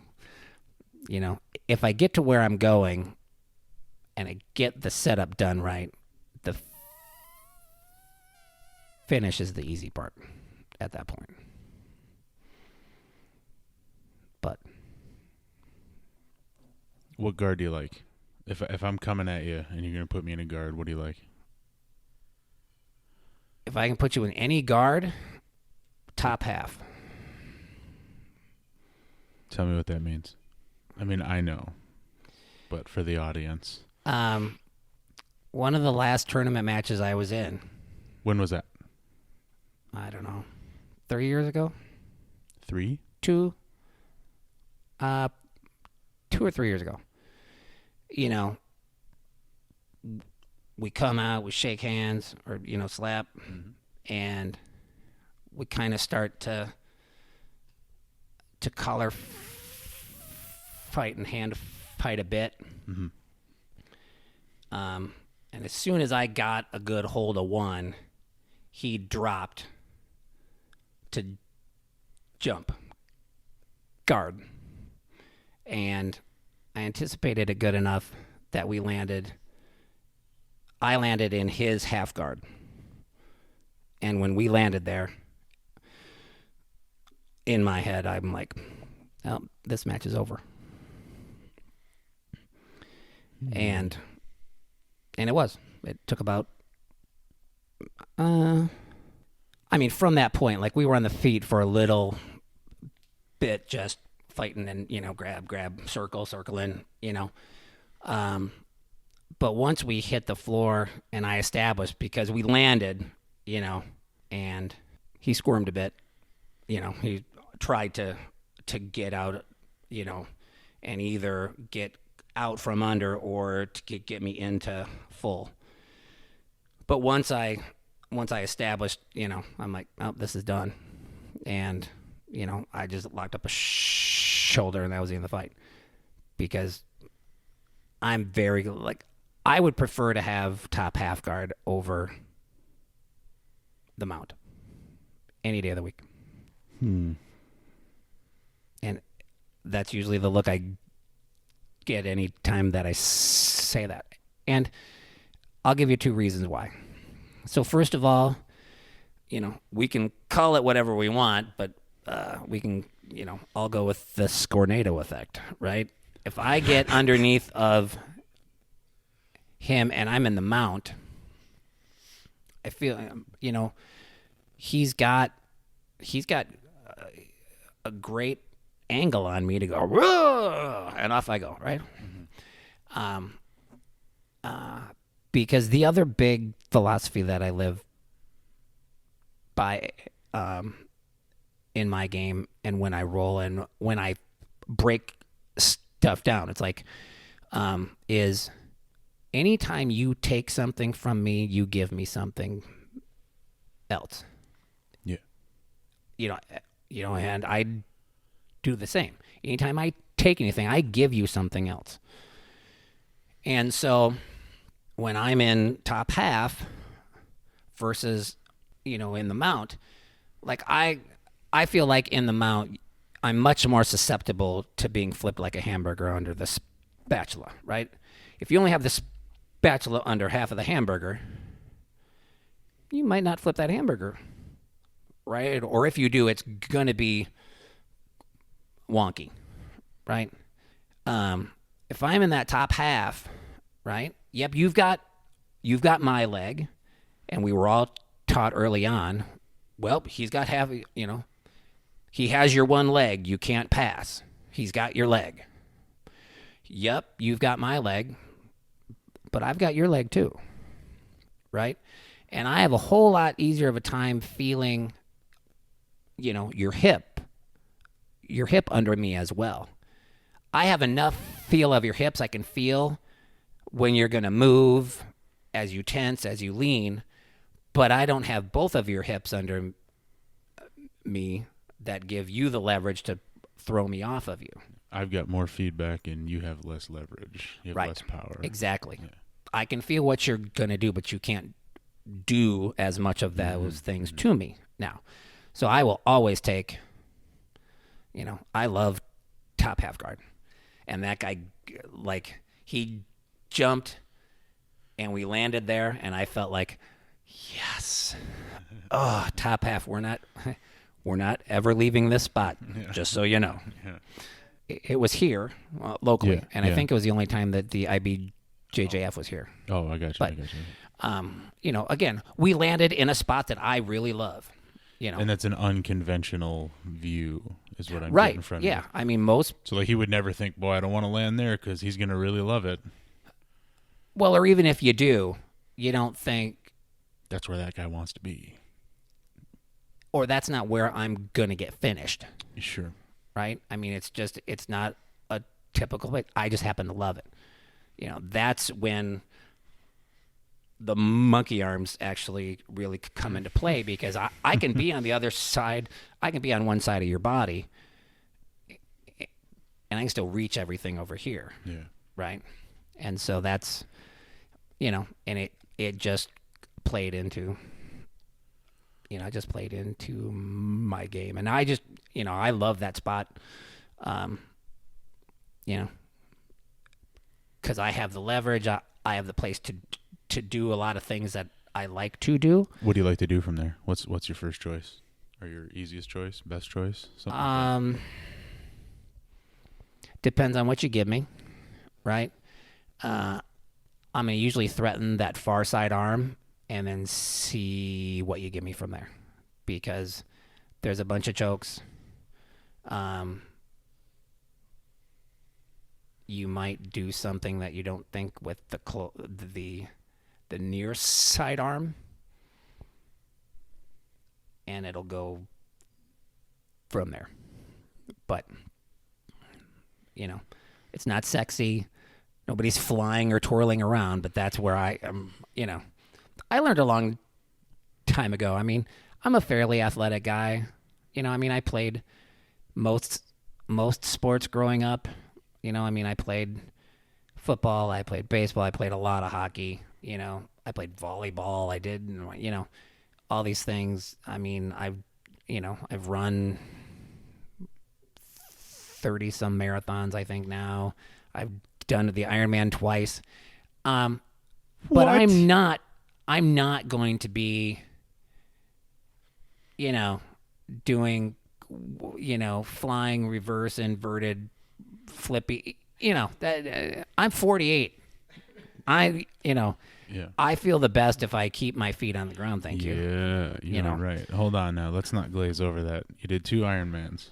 Yes. Super impressive times. One was 13 something and one was 11 something. Damn. You know what the limit is for that? You know what you got to do it under? 16. Isn't it 17? It might be 17. Either way, you're well under the limit. It's not like you're like sloughing your way to the finish line. Good for you, brother. Yeah. That's impressive. 30 marathons, right around there? Something like that. Yeah. Give me the time. I'm a metrics guy. If you listen to these podcasts, my PR is like 3:27:05. Damn good. So not too bad. Yeah. Might not beat any Kenyans, but that's damn good, right? As an old slow white guy, that's not bad. What else did you say there? Oh, other sports, hockey and stuff like that. Yeah. The marathon's the thing that got me, and then the Ironmans. Where'd you do your Ironmans? Because that's a selective thing still. Yep, I did Madison. Yeah. And I did Louisville. Louisville. Oh, Louisville. Okay. Louisville. Yeah, I saw that. He's rocking a Louisville shirt. Why Louisville? Why not like Kansas or something closer? They didn't have one there then. It was back in the day a little bit. Yeah, that was the closest full that they had that was an actual Ironman event. Madison. Yep, and then that was Louisville after that. Okay. Well, no, I did Madison first, and then for some reason thought that it would be a good idea to do it again, as if once wasn't enough. You got the tattoo? I do have one. You do? Yeah, it seems like everybody does. And honestly, hats off, man. Get that. Listen, tattoo. after all that, Yeah. Yep. No, I do. Where is it? On my calf. Although I don't That's have. where everybody I know that's done an Ironman. Although I don't have just the M dot. I actually designed my own, of course. Oh, of course, yeah. What's it look like? Let me see it. Oh, it's like an Olympic. It'll show up really well on this audio only format. Oh yeah, I do like that. Yeah, you're right. There's like an Olympic Citius, Altius, Fortius thing happening there. Yeah. I like that a lot better actually. Everybody I know that's done one's got it on the calf. What's more integral to running than it is kind of it is the tramp stamp of the triathlon world after all. More than you know. You can throw that on a bumper sticker. Yeah, put it at the front of the episode. Make sure everybody knows.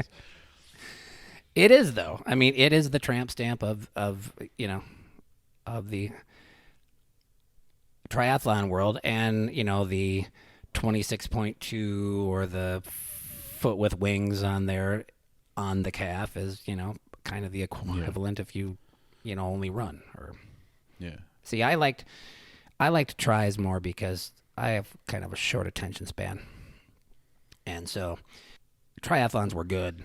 Because okay, you're gonna do this for a little while, then you get out of the water, and then you're gonna bike for a little bit. Then after you bike, then you're gonna run for a little bit, and then you're done.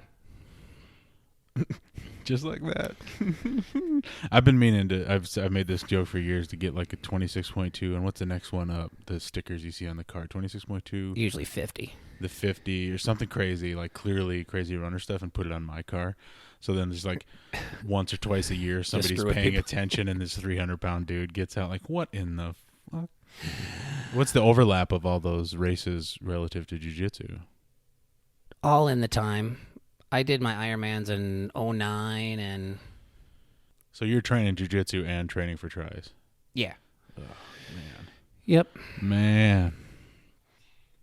again, it was just, it was one of those, like, it was a challenge, and it was like, yeah, I want to go climb that mountain. And then, like some other things, after I did it, I was kind of like, okay. Didn't really hold the appeal. I mean, I still run a lot. I still, do. I think last year I did about 1,600 miles. Yeah, I'll see your selfies when you're on the road and stuff. And it's like, this dude is clearly out for a run. Like, you'll talk about it. Yep. And but the idea of, like, I want to enter a thing and break my PR. Like, again, I got under 330. It's damn good. And I was like, I did 327. Yeah, I don't know if I'm ever do a whole lot better than that. And again, I've done enough of these, like, okay. And again, I that really plays into the whole, the difference between jujitsu and all of these, other things. I mean, at some point, I'm going to have to stop running, right? I mean, I'm going to get to an age where I cannot run. But, I don't know, Helio was like 93, 94, and he was on the mat doing something. If you can sit and move your arms, right? Right. Dick is 78, 79, Yeah, that's where I want to be, Yeah. That's the difference for me in my life of, like, right, but one is a lifestyle and the other is, it's in my training, it's what I do, it's what I've done, the last year for sure, because there's a little meathead bias in this, but, like, one is beating the life out of you and the other one is allowing you to keep your ass alive if you need to. Right. Yep. Yeah. That's how I look at running, by the way, just beating the life out of me. Can we just go lift weights? I used to I loved once I saw something that said, our sport is your sport's form of punishment. Yeah, totally. And I get it. I mean, I get up 6 days a week and I go run. I don't necessarily like it. I certainly don't like it every day. I mean, there are days it's nice to just go and it clears my head. But, sometimes I'm out and you do have a lot of time to think. Sometimes that's a good thing and sometimes that's not a good thing. Sometimes that's the punishment. Yeah. Right? So, but again, it's a means to an end. It helps me stay in shape. It helps me, do the other things that I want to do. So you're actually one of my first jiu-jitsu teachers. I suppose. Yeah. Like week 2, I remember being like, what's up with David Lee Roth over here? He's a black belt in jiu-jitsu? Like, look at this guy. No, that's not what I thought. But, like, you were helping out with Essentials class. Yep. So purely hypothetical here. When I get a black belt in jiu-jitsu, current pace, that's like 68 years from now. Thanks, 2020. What's the emblem I get to signify you? Oh. You get the M Theory icon just like I have. You drew it. Because aside from that, even if I hadn't, you're part of that family. That icon doesn't just mean Ish. I mean, to me, I made sure that I had that because, again, at that time, I wasn't training at M Theory. But it was for important. you. It was Ish more than the M Theory, right? Right. Yeah.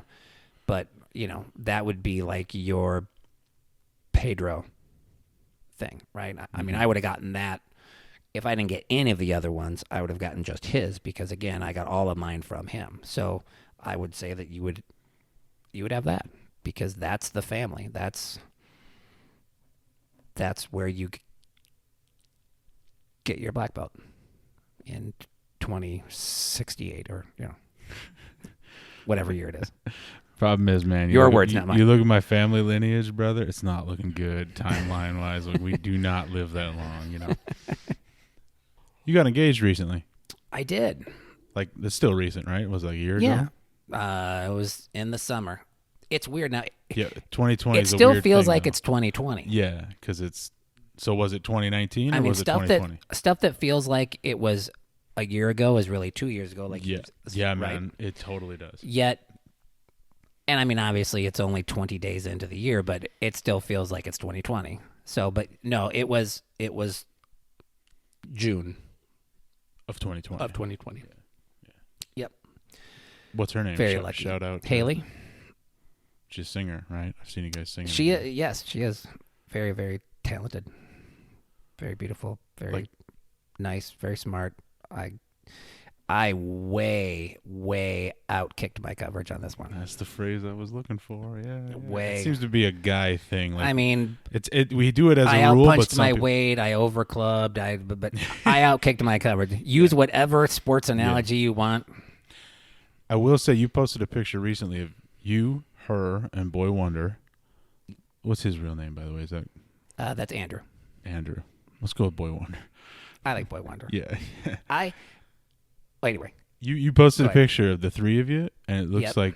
like models out of a catalog. Like, you guys just specialize in fabulous. That What's was the deal? Boy Wonder's. That was Boy Wonder's 21st birthday. See, I didn't describe the picture yet. You know the damn picture, and you know I'm Well, right. there aren't you guys look like models. It's a amazing. ton of us three Okay, together. fair I enough. mean, it all is fairly recent. Like, her and I've been dating now, I don't know, a year and 2-3 months, something like that. Mm-hmm. Yeah, because I think we got engaged, I don't know, 2, 5, 7 or 8 months in, and we'll get married later this year. So Say that again. You'll get married when? Later this year. Oh, later this year. Okay. Yep. I think you said April of this year. I was like, whoa, Yeah. whoa, coming up quick. But now he's a handsome kid. I The whole squad in that one picture, I was like, is this from a catalog? Is this 1994? well, you got her This is and from a him, and then I catalog? just hang in the background. That's all, Yeah, I see what you're trying to do there. Again, I know my place. That's why I'm behind the camera all the time. So, yeah, I'm right there with you. That's why this isn't video. It's why I don't do mission control. I'm not doing a lot of rubber guard with my knees. I know my limitations. Yeah, same idea, right? It's a central philosophy to living. No, That's right. Yeah. But yes, I did. I It's awesome. yeah, it is nice. It's very nice. It's very refreshing. In the early months of quarantine, you guys were doing like regular Wednesday live stream singing, right? We had an interesting. So we got together like late October 2019 was when she came out to an acoustic gig. Hairball was off. What's Hairball? Hairball is the band that I am in. It is my full-time touring gig. We play about 125 shows in a normal year. Yeah. We're on the road about 150 days a year. Now you just play bass, right? Yep. Sorry. And sing. Obligatory bass guy joke. Sorry. Yeah. Listen, if you want the best jokes about bass players, and I love them as much as anybody does. Yeah, you should. I really do. Look at The Onion. The Onion does a bass player thing? The Onion, oh, that's awesome. If you Google, Onion bass player, there's about a half a dozen, Yeah, just killer.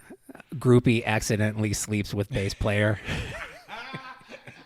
Yeah, exactly. Bass player signs 2-figure deal with local metal band. They're awesome. They're fantastic.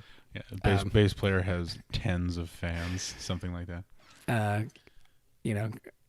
Yeah, they're great. Now I make that joke, but I've seen you, and it's awesome. The whole thing is awesome. So just to clarify, I'm just messing around. It's all good. But yeah, I mean, for those of anybody who doesn't know what Hairball is, again, I mean, We tour, all over the U.S. I mean, I think in my first year we played 33 different states, in that year. And again, we do about 120 shows a year. And usually to anywhere from, average is about 1,500 to 3,000 a night. For my own reference, how many fit over in that Medina Entertainment Center? That's where I saw you. It's got to be about two. Okay. Two something. Yeah. So I saw you New Year's 2020. Okay. So it's all my fault because I finally showed up to a show and I think the largest we've done since I've been in the band, we did about 13,000. Boy. At a show. Oh boy. And that was an outdoor There's show gonna in Iowa. be like arguably almost 150 people that listen to this, so I know. Buckle up. I don't know if you're ready for that. Buckle up. But you do some acoustic stuff too. And yeah, right. And so on the odd weeks off, or or odd day off, I will go do an acoustic show. And so I was doing one, and that was right not too long after I had signed my divorce papers, and I was at the show. We had a week off. We were just playing that Saturday, I remember. And so that Friday night, why would I go home? I was like, I'll go play a show. And so she was there at the show, and however that works, and the rest is history. The rest is history. That was our meet cute. No. Say that again. No, I'd like to keep my band card, so I'm not going to say meet cute again. But yeah. So we started talking, and very end of October, November, December, start dating, and then shutdown happens, right? Mm-hmm. We were Hairball was actually in Daytona, Florida that week in March when everything shut down. Down, March 15th or whatever it was. Yep. Yeah, Friday the 13th. That's it was. Right. Oh. It was because we were, the whole week, stuff got weirder and weirder. And we played Friday, and we didn't know if we were going to play Saturday because stuff the next week had gotten canceled, so we were going home. We're supposed to play North Carolina on the way home, and on that Sunday, the 15th, and then that got canceled, and then we got to like Friday, and we're like, are we even going to play, the rest of the week? And we actually did play Saturday, and then that was it. But Haley was actually down with me in Florida, because I was like, well, I'm there all week. Why don't you fly down? We'll hang out. It'll be fun. Mm-hmm. And that's an easy sell. Yeah. Florida. Let's do this. Yeah. She didn't even know if she was going to fly home. I mean, it was like they were canceling flights, and I'm like, well, you could ride at home in my bunk on the bus if you want. And like, she's like, God, I hope my flight goes through. I'm like, yeah, you really don't want to ride home on the bus if you don't have to. But so, I mean, we're 3 months into dating at that point, whatever for, I don't know. And all of a sudden everything shuts down. I'm off the road. We're all working from home, and here you are in a fairly new relationship. It's like, that's going to test you, because sure. Now you're around each other 24/7. And, luckily for us, it really bonded us two together because, it's like a boot camp thing. It's going to break you or it's going to cement you. Yep. Yeah. I'm assuming. Yep. No. And it did. And, we ended up not too long, couple months in, we're like, maybe we should combine households and not have,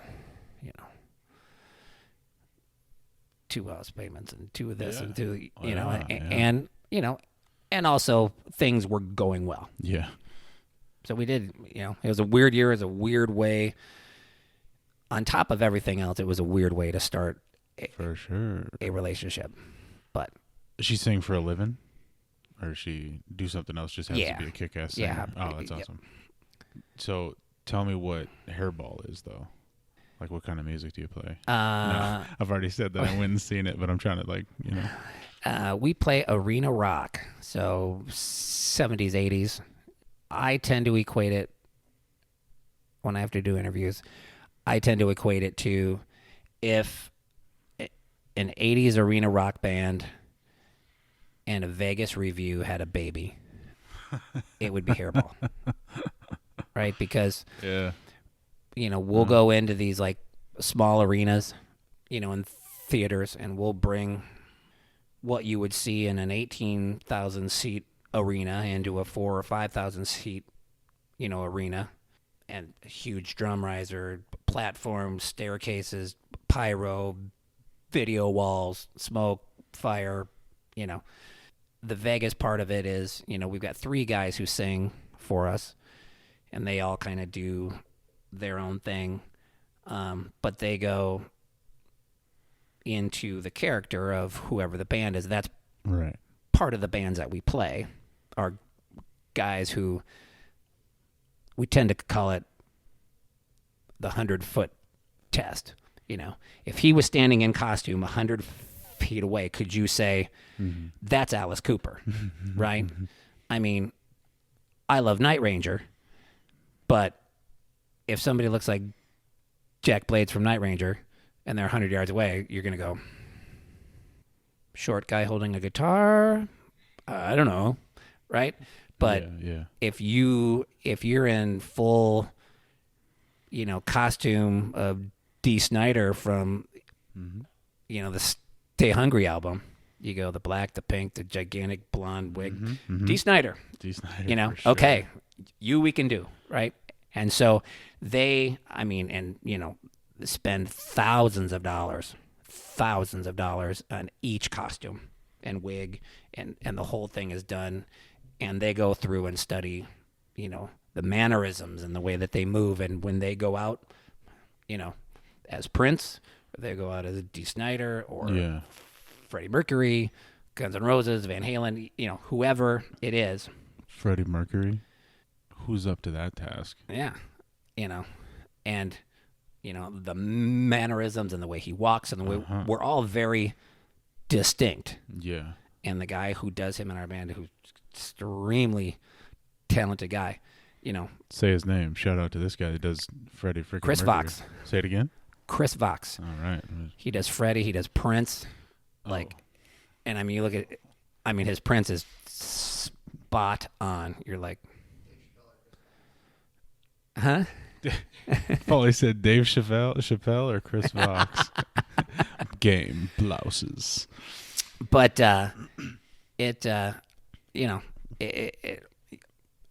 and the great thing about hairball really is, if for some reason you don't like Kiss, Me. It was still a good time, though. Still a good show. Well, right? 2 songs later, guess what? Now it's Van Halen, and then it's Motley, and then it's, Queen, and then it's going to be, right. It just goes on. So it's a 2-hour show that we do. It was an hour and a half when I went, but boy, it was New Year's. It was like 11:30. I'm a 4 a.m. kind of guy. I just couldn't make it, man. I'm sorry. It's easy getting out of the parking lot, though. Oh, there you go. Smart ass. Sorry, go ahead. It is a 2-hour highlight reel, right? You're going to get the totally. hits, and you're going to get on, and then we're going to move on to, whoever, Ozzy, and then we're going to go into this, and then it's going to be that, and then it's, We'll have to sit through Beth by Kiss. No album cuts. You're not going, oh, God, don't play anything off your new record. We don't care. Yeah. No Saint Anger. We're sticking with Master of Puppets. Exactly. That kind of thing. Yeah. Exactly. So that is what hairball is. It's fun. Yeah. When you were doing That's those live streams in the early quarantine with Haley, or it was just the 2 of you and the dog? What's the dog's name? Charlie. You, Haley, and Charlie singing. I requested 5,000 Candles in the Wind, the Little Sebastian song from Parks and Rec. Did you ever play that? Because I tried to tune into a lot of them. I did not. Get on that, will you? I'll work on that. Dang it. You know that song? You know that show? I don't. Oh, dude, it's hilarious. It's awesome and hilarious. I could actually probably figure out that song from The Office, though. Which one? Took me by the hand. From the dinner party episode. Yeah. From Jan's assistant. Yeah. Oh, I loved I'm trying it. to think of how the rest of it goes. But I can't. Made me a man. And everyone's just sitting there going, oh my God. That's pretty good. I loved it. If you look up, Rolling Stone did a whole article or a whole story on the dinner party episode. Oh, really? Like a breakdown kind of. Oh, nice. I'm going to check it out. Which that is one of my favorite episodes of The Office. Yeah. Second office conversation. Both guys in that like roughly 50 years old category. I don't know. We like The Office. Yeah, man, you're not wrong. I'm just like to categorize the world is all. I haven't seen the acoustic thing. I think you and I chatted whether you remembered or not. I went and saw the show, the New Year's show, the hairball thing. I remember you telling me that you were going. And I was like, that's totally cool, man, but it's also just not my vibe. Like, I like old school country. I like bluegrass. I like a little more chill atmosphere, but I haven't seen the acoustic thing. Where do you do it? It's up north of here, north of the Twin Cities. I do it a lot of times at, I just have a place called Rockwoods, which is up in Otsego. Yeah. That's usually the place. What do you play most of the time? You stick with the same kind of genre, just the acoustic versions, or what do you? Yeah, we'll do a lot of rock. We'll do some country. We'll do some pop. We'll do a little bit of everything. I did a couple here this summer and fall that Haley came to, which actually is great because then I don't have to sing every song the whole night. You know, that's... Yeah. Somebody else to take up some of the load. Yeah. Right, absolutely. You know, again, it's another side of my life outside of Jiu-Jitsu, yet it's very much part of who I am. And actually, when I got hired, I know that was something about me that they actually liked. You know, they knew that stuff. I mean, you know, but they're like, yeah, you know, somebody that maybe disciplined might be good for the band. You know, that. So it wasn't like a concern, like, okay, you got all this other stuff you're trying to do. They Right. actually liked it. Like, Yes. Cool, you're sticking to that thing. Right. Yep. You know, you've got some discipline. You clearly follow a lifestyle that is kind of grounded and, you know. You might be able to help us out at a seedy gas station down in Kansas on a road trip. Laugh. That's happened. You think that was actually part of the motivation there? Did you say that's happened? Well, you run into some weird things out on You it. used some jiu-jitsu while out on the road touring? Luckily, it did not come to that. But Tell me about it, though. oh, well, there was just, you know, a couple guys who were getting into a thing, and I think In they like were a trying, bar or like a show or No, what? it was at a gas station. It was, you know. Of course it was. Yep. And I think one of our other guys was kind of getting pulled into it, or he was, you know, there, and then they started including him, and it was like, okay, let's de-escalate here and not get, you know. I mean, it's never not to go all Roadhouse, but you know, nobody really wins, you know, or at least nobody ever. Few times does anybody come out completely unscathed. Correct. You know, Yeah. and so The ground is hard for everybody that hits it. absolutely. So it was, you know, that was just having the temperament and the wherewithal to stay calm. Which is a jiu-jitsu thing, right? Mm-hmm. Very Like much. if it seems to me that like the ability to de-escalate is centered on the ability to fight if you need to. Right. Absolutely. Like if I'm in a confrontation and I actually don't technically know what I'm going to do, I'm just going to rage and use power and flail my parts. Right. Well, we're all getting screwed. We're all getting hurt in that situation. But if you know, I know exactly what I'm going to do. I'm going to duck that punch. I'm going to double leg takedown, you know, whatever it is. Then if it does come to it, you can just calmly apply that plan. Oh God, I had that happen. I had it at, the boy was playing basketball, which they did, a group of them from the football and the lacrosse team got into playing basketball in the winter, right? Because they were all off, you know, anyway, for the most part. So they joined like this kind of house league basketball thing, right? Which is like semi-contact, I think. It's not full contact, Yeah. but like house league basketball sounds like. And none of them were very good basketball players. Like a couple of them were okay, but they were all just really good athletes. Right. I can And move so- from here to there, and there's a ball involved. Right. We'll figure that out. And so, a lot of these were the kids who couldn't play high school ball, right? So they weren't very good, Right.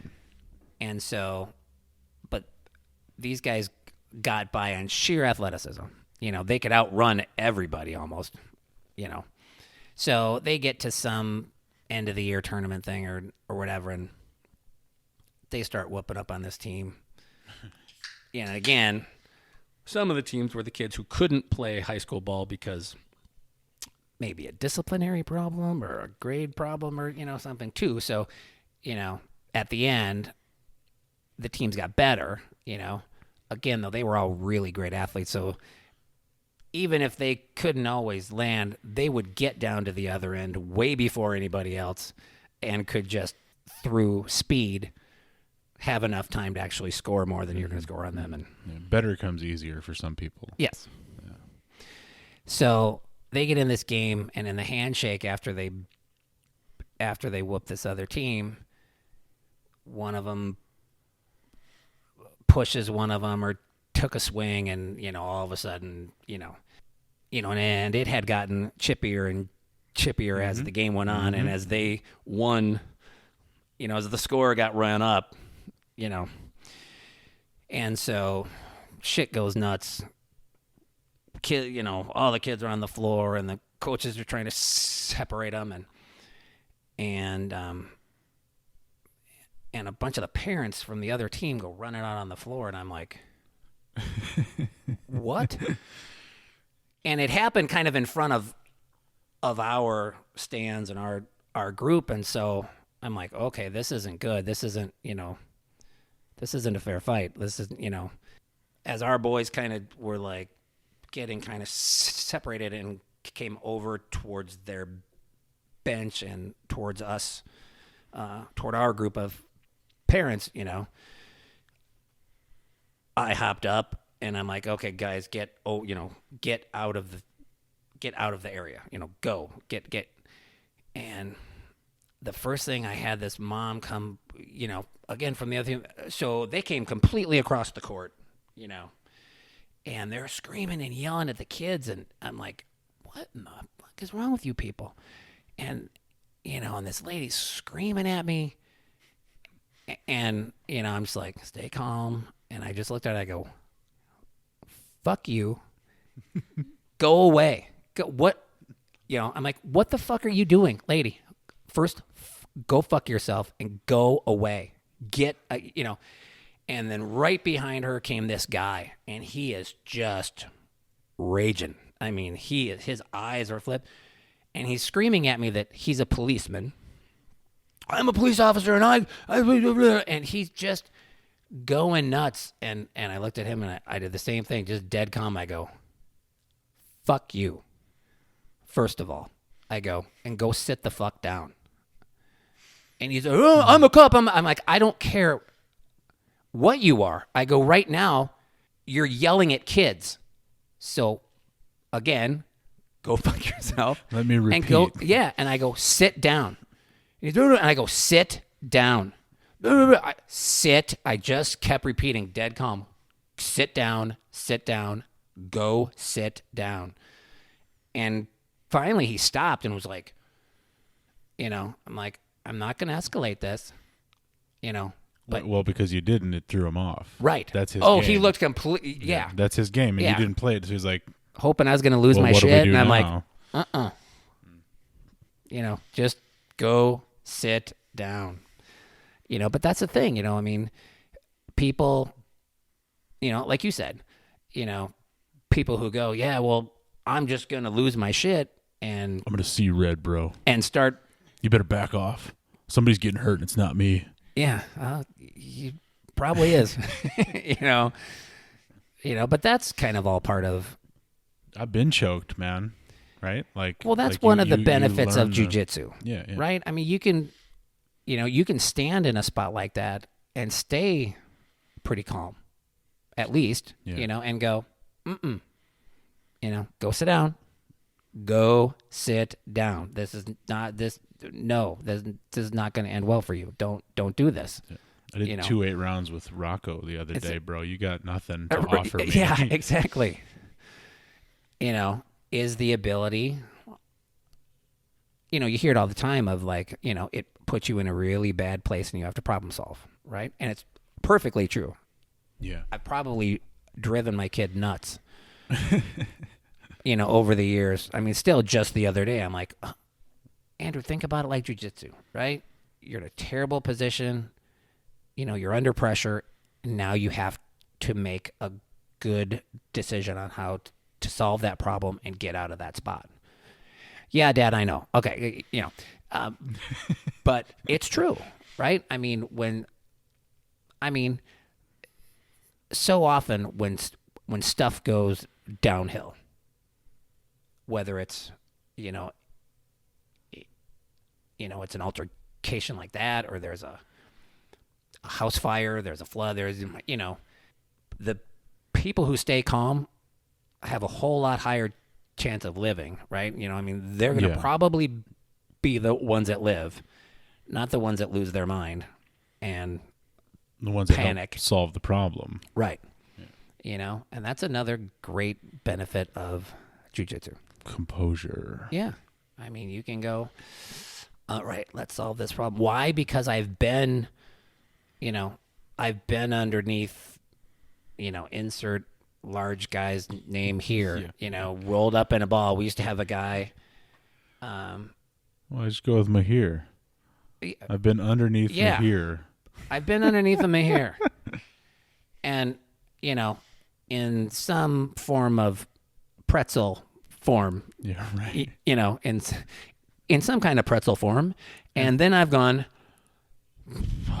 okay, self, where do we go to A, not make this any worse, right? Yeah. And B, hopefully get that out of here, because this sucks. It's about to get salted. Right, exactly. Pretzel. Yeah. Okay. I know where you're going with that. I was just glad you didn't go with any cheese sauce reference. That's very triggering, sir. Well, don't say cheese sauce or pizza. Hard left turn. Yeah. But it's a great thing to know, it helps a lot of different aspects of life, for sure. Where you go, okay, I'm in a tight spot of whatever kind, of any kind of pressure. And, Lord knows adult life has plenty of kinds of pressure to go, all right, what's my best move here? That's part of the lifestyle, if you will. The journey. My journey, your journey. Whoever's journey. Yeah, speaking of Journey, you ever play any Journey? Oh yeah.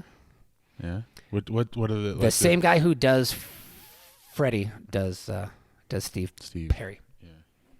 I think you guys did eerily like him in that wig too. It's crazy. I was just gonna say I think you guys did some Journey because I remember going, what? Look at that. That's the guy. He looks like early Steve. Okay. Like long.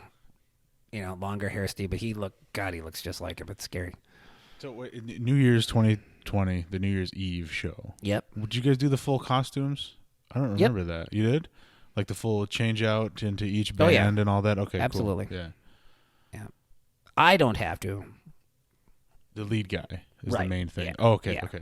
The three of us who were on the stage the whole show, me, the drummer, and the guitar player, we're out the whole show, and we just stay kind of in I was just rock so guy. Yeah. Leather rocker pants. guy outfit. Yeah, leather pants. I have some leather pants. I have some rubber pants. I have all rubber pants. Rubber Pants sounds like a band name from the 90s. It does, doesn't it? Yeah. Wait, hold on. You're recent to Hairball? Coming up on 2 years. Oh, okay. So in my head, you just assume that there's like an object permanence thing, like an infant, right? Right. Like, oh, that guy's in a band. Cool. He's been in that band for like 30 years, but that's not the case. Just the last few years. Yeah. What did you do before that? Right before that, I was doing a '70s tribute thing. So huge disco pants and the whole. It was a whole thing. I am so happy with this question. Like 70s disco, like not like It wasn't not disco. like Skinner, but like It was '70s. So to get specific, it was not disco. It was actually '70s AM radio. So a ton of like '70s one-hit wonder pop stuff. So, but lots of bell bottoms and huge collars and the whole. Huh? No, but they were disco. Right? You said Boogie Wonderland? Yeah. You're asking if he was okay. And we tried to stay out of that niche. Like, and again, it was so. What it would be now would probably be called yacht rock. More. I totally got you. I get it now. Yeah. You know, and at that time, nobody was really doing that, and so we really kind of had a niche. It was a thing, and A little bit of an innovation there. Yep, it worked well. But that was what I was doing. I was doing that, and then I was doing on the side of that, I was doing a lot of acoustic shows, local, and I was doing a bunch. And then a few times a year, I did Pearl Jam tribute as well. Awesome. You and some other people kind of thing? Yep. Yeah. You don't do that anymore, though? Nope. Oh, that'd be No time. Cool. That'd be cool to see. It was fun. I mean, it was a fun, there's a handful of other bands that we did, always like a multi-band thing. So we would come out and do an hour and a half of Pearl Jam. There was an Alice in Chains tribute that we played with a lot. There was a Nirvana tribute we played with a lot. We did some shows with a Soundgarden tribute a couple times. We did one with a Weezer tribute a couple times. It was always some other era. Even the Hairball show I saw, there was a Tom Petty, right? Tom Petty group ahead Yep. of it, which again just is slightly over here, but still interesting, still really fun to hear, sort of thing. Yep, absolutely. So I love bell bottoms. I want them to like legit come back. Like that a guy like me could wear straight up bell bottoms, exactly what you're picturing, denim, big at the bottom, bell bottoms. Right, and that's what I did. And not did. get looked at like, what Right. in the world? Now, That's awesome. and I tried the polyester thing a while, but it really didn't work. I went and I had probably 3 or 4 pair made of denim that were, they were great. Plus, they were comfortable as hell. For sure, yeah. So, but I'm like I was born in 1985, so I was like a child / adolescent when Jinko jeans became a thing. Oh yeah. Which is like, bell bottoms were cool. Let's make them fat and ugly all the way down, and they're super comfortable. Just big baggy jeans. You might as well be wearing sweatpants, So I don't know. I love the idea of bell bottoms in general. I don't know. I started playing clubs in 1988. So long pregnant pause there. I like it. It's a long time ago. First club you played? I ever played was the Broadway Bar in Elk River. The first bar. I was 15 or 16. I think everybody else was like 22, 23 in the band. And I was this young kid. I looked old enough that most club owners didn't really bother me much. And, but I would, and again, so a different time frame, right? This was when, there was live music 7 days a week all over town. I mean, most all bars that had music all week long. It's just, how it was. But, we weren't very good, so we tended to play Sunday through Thursday. Was about as good of a gig. If we could have a Thursday night, that was a good, like, oh, dude, we got a Thursday. But usually it was like Monday, Tuesday, Wednesday, Sunday, Monday, because, we just weren't all that good. I was young. I wasn't, I was green. But that's where you kind of pay your dues, cut your teeth, and, learn how to do this thing. And again, I would go play till 1 a.m., drive home, unload gear, slide into high school, always tried to befriend the person, it was usually a girl, who was the attendance person first hour. Yeah, man. Play the game. You got to play the game. You know, you got to know who that is so that you can kind of go, all right. So I got a gig Tuesday. So Wednesday morning, can you just mark me present? And I'll kind of slide in second hour because I'm coming in hot, you know. I mean, and yeah, that helped me a lot. Who do you like? You play guitar too? Like, Yeah. Yeah, you play a few instruments, I'm assuming. Yeah, what do you play? Like brand? I'm sorry, what instruments do you play, Oh, sir? Piano, guitar, bass. Those are really the only ones I can play with any competency. Yeah. I'm a pretty hack harmonica player. Me totally too. hack drummer. Yeah. I love I love the harmonica, but like, yeah, same kind of thing. Like, yeah, I can. I kind of make noise in key if I grab the right one, and but yeah. You just stick with Neil Young because that's all he did too. You know what I mean? Is that a chord? Well, it's like one. Yeah, it's like two notes. Like, Yeah, so if I know when to inhale and exhale at the right point, I'm good. Suck and blow, just like in high school. That card game is a card game, not anything weird. Sorry, that's a Clueless reference. The movie Clueless. Anyway, continue. I'm like, prom night? What are we? Oh, jeez. No. But yeah, I mean, yeah, like doing that versus, trying to play Blues Traveler. That's a whole other thing. Right. Yeah. Popper's different. Yeah. I get all this is a big, long, like, lead into, like, should we talk about Eddie Van Halen? Oh, we'll get there. But first, I actually did see, the only time I ever saw Blues Traveler live was I saw Blues Traveler at the Fillmore. Okay. The real one. Mm-hmm. In San Francisco. Mm-hmm. It's amazing. Now, was it Fat John Popper or Skinny John Popper? Fairly fat John Popper. I don't know why that makes a difference to me, but good for him for dropping the weight. But he's had the eras, right? Yeah. I mean, haven't we all?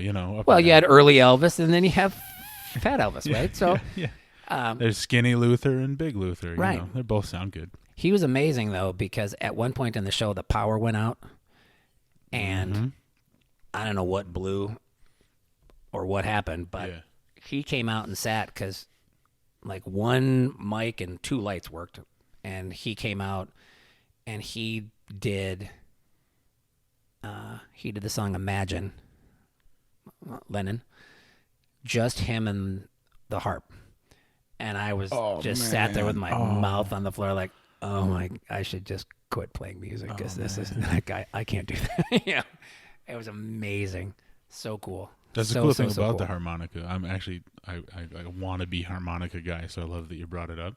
The cool thing is, like, I don't need to switch to a different guitar. I just move the microphone away, and now I'm acoustic, and I can just go. Like, you literally just have a harmonica in your pocket and just play and do your thing. Yep, he did. He came out to the very front edge of the stage and just, he's like, well, they're going to work, so here, we're going to just...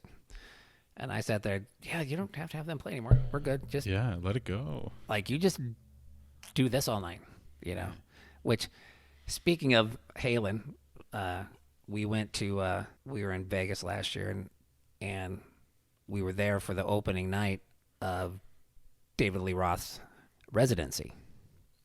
Again, everything in like early 2020 really gets, blown out of, memory because like, then the world shut down, and what the fuck happened before that? I don't even remember. Yeah, what year was that? Was it 2 years ago? I don't know. But we went, and he was clearly getting his feet, under him again, because we saw him like 2 months later with Kiss, and the show was much better, like musically, like him. Well, vocally, I should say, his band was super tight. Whoever he hired were, all these like younger guys, super great players, ready to go. Yep. But him vocally, that opening night was, was not really great. It was still great because I love Dave. Yeah. And the Roth Show podcast is some amazing stream of consciousness stuff. I would imagine, yeah. I mean, look it up on YouTube. They're all over YouTube. Yeah, yeah. And he talks about everything from martial arts to, just all kinds of stuff. And he'll go off on complete tangents. And I feel bad for his Paulie. The guy who's trying to keep up with that. Who's trying to rein him in and get him on, and keep him on. Try to keep up with 62-year-old David Lee Roth. On subject. But the great thing about the show in Vegas, because it was all, it was an evening with. It was, no opening band, no nothing. He was the headliner. He was everything. Was you could have really taken out the stuff, but he would sit and rap and talk, and he told stories about like going to see, Kool and the Gang, or whoever, like in the like in the early 70s, in California, or going to see this, or hanging out here and do that, and I'm like, yeah, you don't even have to play me. Just sit and tell stories. Cause I would read your biography. So if you're going to tell me your biography, let's go. It was fantastic. Yeah, it was just, but now the loss of Eddie, again, it sucks that it happened because, think of when Freddie died. I mean, look at him and ask that one. Just getting back to birth dates, but I feel you. There was a huge tribute concert that you can still see. Yeah, I've seen it. Amazing. I mean, it was at Wembley, and everybody and their mother played, and they went through, and even some of the stuff from that show, like the George Michael version of Someone to Love is like who knew, but it sucks that it happened in 20. I mean, It sucks that it happened. Yes. Period. It sucks that it happened in 2020 because we couldn't do anything about it. Yeah, especially from a fan perspective. Right. Well, there's the end of that. I mean, I wasn't surprised. I knew that it was coming. Yeah. The last photos of him that were published were January, February, and he looked bad. And I knew that it was a year or even 2 years earlier. They were talking about reuniting and getting Michael Anthony in the band again, and there were different things out that now have come out that they were actually trying to get everybody back. They were even going to get Gary Sharon, who did one album with them as the singer, and have Dave and Sammy and Gary, have everybody back, full legacy kind of thing. Yep. And Eddie, his health just was not, Bummer, man. And because it was a couple years ago where Dave actually leaked, that they were going to go out, and then when that didn't happen, it was like, I wonder why. And then it was when his residency was announced, so later 2019. They and they asked him. They go, so you're gonna play Vegas, and what do you mean? Why isn't Van Halen? Blah blah blah. What does this mean? And he even said then, he goes, Eddie's not going to make the call this time. He's not going to, what did he say? He's not going to answer the bell.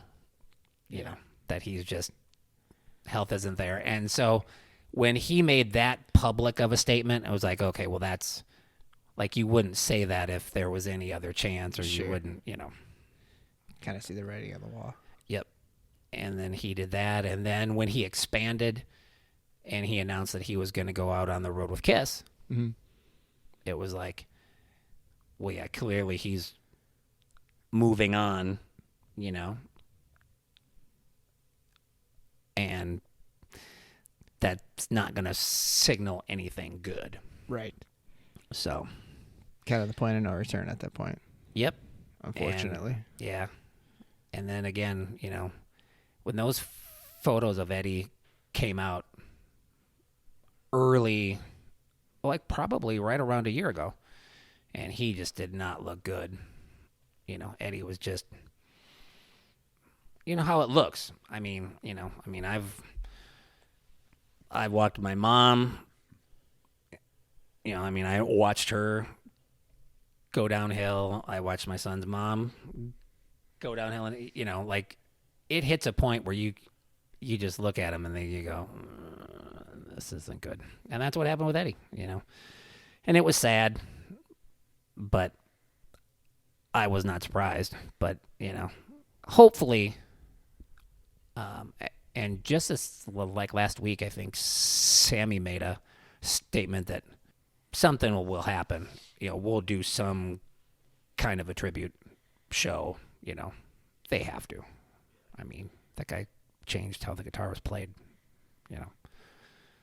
You have Hendrix and you have him, and I don't think anybody else has really changed the way that the instrument was played. Certainly not like modern electric guitar. Right. Right. You can get into the early years or whatever, but yeah, like whoever invented flamenco. Well, now we're going to play with all four fingers. And that guy. Yeah, whoever that guy is. I'm sure they had to. He was like, let's put 12 strings on it, too. See what happens. Yeah, why not? Yeah, my guy was John Prine. Are you familiar with John Prine? Mm-hmm. He died May 2020, somewhere in there.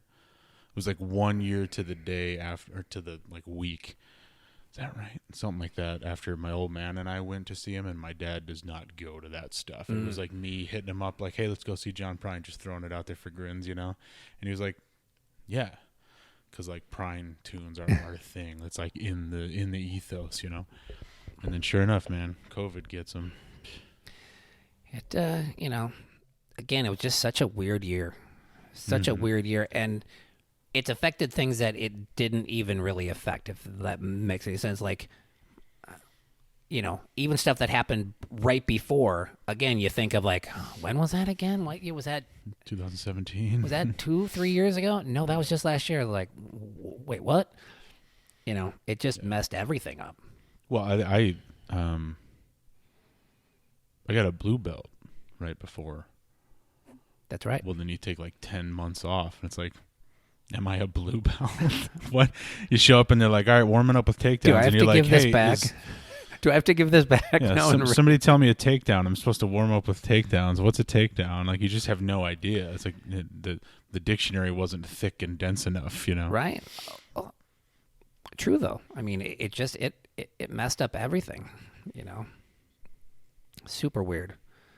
But who's your? That's the original question I asked. Who's your guy? Who's your favorite bass player, guitar player? Who's your muse? Who's the one you really looked up to, or whatever? I guess it depends on what. So when I was a little kid, my uncle gave my brother and I a copy of Kiss Alive 2. I was 5. And at 5 years old, man, they were just, it was they were superheroes, right? It was straight out of a comic book. It was a comic book. I have Wasn't there? Yeah, you do? Yeah, good. Printed in real Kiss blood. Yeah.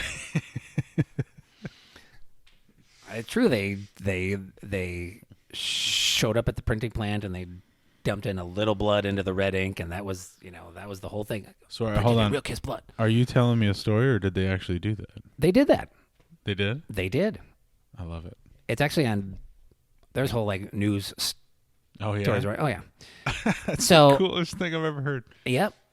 So they were the first ones, right? They were the first thing. 5 years old. I'm like, yeah, fuck Sesame Street. I want to be in Kiss, And so Kiss Alive 2, which came with these temporary tattoos. Ooh, Kiss Alive Polly. I'm very impressed. Let's see. Handing out Kiss Alive. Handing out vinyl here. Kiss the Originals. Oh, Polly, I am super impressed that you have this album. But this is Kiss the Originals. The Originals. So let's see if this is even a first pressing. Because mine, I have one. It says on it, second pressing. This is an original pressing. God, it's so Pauly. That's so nerding out over this. The fact that he has that is so Pauly, and I'm upset. So they released 3 records, and nobody gave a shit. Okay. First record out, nothing. Second record out, nothing. Third record out, nothing. They were just about to get dropped from their label. And they're like, well, what if we do a live record? And we're like, okay, that's easy enough. And like these first 3 records came out in like 18, 19 months, like less than 2 years, I think it was. 3 records. I mean, you think of that nowadays and be like, you release 3 records in 2 years? Yeah, you get one every like 3 years now. Right. Well, if you're Guns N' Roses, hell, that would take decades. Then they release this, live. And this blows up. All of a sudden, everybody's like, kiss, kiss, kiss, kiss, kiss. And then they released this, which had all 3 original records in it. Like, here's what you missed, you fuckers. Here's what you missed. So if you didn't go buy each one, which we hope you did anyway, or do now, here's this other thing, to us. This is really cool. I'm totally impressed that you have that. Does that speak to, is that yet another thing that speaks to Gene Simmons' genius? Like, okay, we got their attention. Let's put out that other crap again. Possible. I don't know if it was back then. Yeah. And to be... Do it. Well... Do it. For people, often think that he runs that band. He really doesn't. Sure. It's pretty well known that Paul Stanley... Yeah. Nothing happens in Kiss without him saying so. Yeah. He's just kind of the show. Right. He doesn't talk as much. He doesn't do, 9,000 interviews a year, and he doesn't tell everybody that he's the most important human on earth, but nothing really happens in that band. Yeah. Without him saying, that's what we're going to do. Yeah, I don't remember the Family Jewels Paul Stanley edition. Yeah, no, he does not... that's not really his thing. But I'm a little embarrassed I knew the title of that show. I threw it out there. Oh, that's good.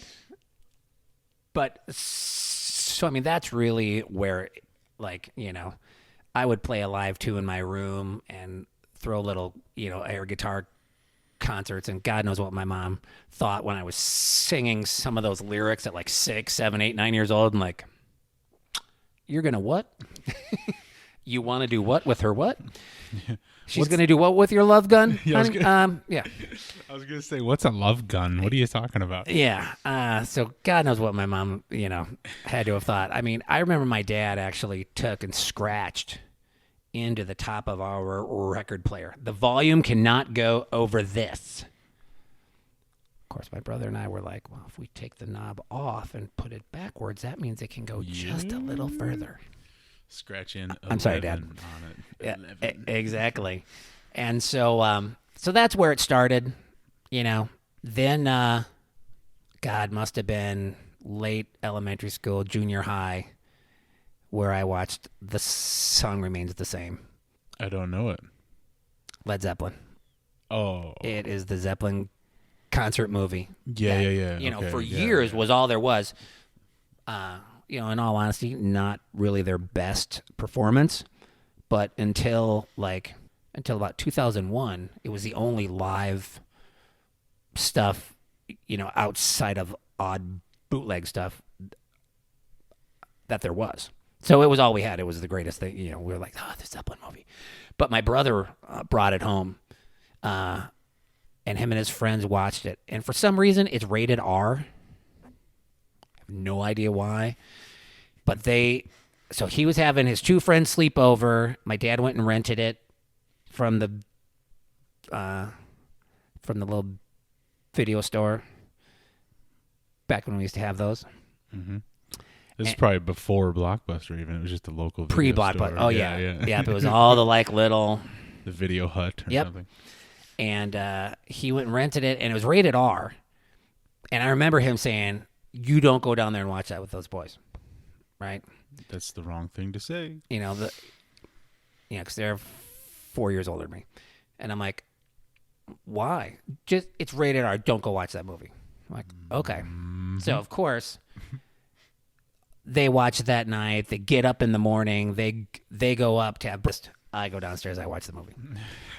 And, I'm like... oh, that's what I want to do when I grow up. I want to be that. And it was weird because I dug what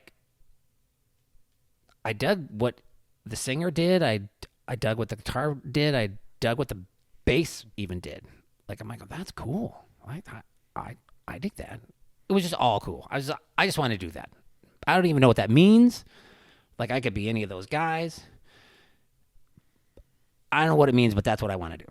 And so, and then it just kind of snowballed, different bands. And, growing up, our house always had music on. I mean, my folks, big into the Beatles, big into Three Dog Night, lots of Three Dog Night, lots of surf rock, lots of Beach Boys, Jan and Dean, So, there was always music on in the house, but man, Kiss and Led Zeppelin were like, that was it. I was just like, that's what I want to be. That's what I want to do. And then the 80s exploded, and there was tons of great music, and it got ridiculous from there, of course. And then you entered into the 90s, and but late 80s I began playing clubs, and because then it wasn't too long after, because I probably played my first gig, which was in a kid's garage, summer after 8th grade. So how old are you then? 14? Yeah. So 14 I played a kid's garage that summer. That fall we played a Halloween party, which was the first paying gig. So the first actual gig, no money. Then we played my first paying gig. We got paid $50. Somewhere I have a Xerox copy of the $50 bill that we awesome. Got. That's so Somewhere awesome. I have it, I think still. And then like 9th grade. So then that would have been the fall of like 9th grade. I got out of 9th grade. In the summer between 9th and 10th grade, I joined my first. I hooked up with the older guys, and by that next year we were playing a bar. Yep. And I don't know how many gigs this is later, but Couple 3 dozen. couple 3 dozen. For sure. Couple 13, For 14 sure. shows later. Here we are. Back then, well, I was excited. I was excited when he goes, "Hey, would you do this?" I'm like, "Yeah." Do a little unpaid press. I'm like, "Shit, I'll do it now. I'll do it next year again if you want me to." I'm like, "This is awesome. I want to be the first returning We can make guest that of happen. We can make you that know. happen. I said to Marcus that we'd bring him back in, do like tournament wrap ups and stuff, and then I listened to the Marcus episode a couple more times. I was just like, I don't know. Right? I love that you began, or was it in the preview? Whatever, you're like, oh no, it was online where you're like, okay, so we're going to play a drinking game. Yeah. And every time the market says right, take a drink. You'll be hammered in the first 3 minutes. Right, pro tip, buckle up. I asked you a while back if you had seen the movie Role Models. And this is part of the reason why I don't like I'm becoming more and more against like instant messenger, Facebook Messenger, text messages, because I feel like that face you did right there was exactly what your response was, but it was like an instant messenger thing. Because I was just checking in with a guy that I knew liked rock and roll and be like, hey, did you see this awesome movie where they used Kiss in an amazing way? And you said yes, right? I did. And that was, actually I had a friend introduce me to that movie because I did not see it at first, or yeah. It's like presumably 2008 or something, yeah. like forever ago. Yep. He's like, dude, did you ever see the movie Role Models? I'm like, Role Models? No. He goes, oh, you got to see it. I'm like, why? He goes, I'm not going to tell you why, but you just have to wait till the end, because you'll know why I'm asking you this question. I'm like, oh, okay. All the way. Go all the way. I just love, I love it. I don't know, drink this, it's probably poison. Yeah. Oh, God. That movie is classic comedy. It's going to go down with the all-time best, with the Kiss element at the end, the Kiss My Anthea. Oh, the LARPing. So good. So my Haley has a friend who LARPs, Awesome. and I remember when I showed her that movie, she's like, "There's a name for it." I'm like, "Oh yeah, there's a name for it. It's LARPing. It's live action role play." She's like, "How did you know that?" And I'm like, "Well, from role models." It's so good. You haven't watched it? Here, you got to watch this. It's peak Paul Rudd. Oh yeah. He was in Clueless. That's the second Paul Rudd reference, even though we didn't acknowledge it. Sorry. Well, he was on Friends. Paul Rudd was on Friends? Did a one episode type of thing, or what did he do? No, he did a handful. Yeah. He was Phoebe's at the end. It was his like how Clooney was on Roseanne. No, It was Roseanne's. Yeah. Well, I mean, you were there. I'm watching it in syndication, so I'll take your word. If he was, Clooney was first on the Facts of Life. No, I didn't say first. He was I on know, Roseanne. but I'm I'm with just you. Yeah. saying, if you want to really go early, Sure. he was on the Facts of Life, for God's sake. What'd you say his name was, Paulie? Oh. Yeah, Miss Garrett. Miss Garrett. He He's just like, shout out to Tootie. No, it was after they had their little inn or their place. It was after they were out of school. He was like the handyman or something like that. Clooney was a handyman? Allegedly. That doesn't sell for me. I'm sorry. Yeah. He would have been too young then. So my friend Paulie here told me a few weeks ago that he bought a bass and got all excited about playing bass a while back. Really?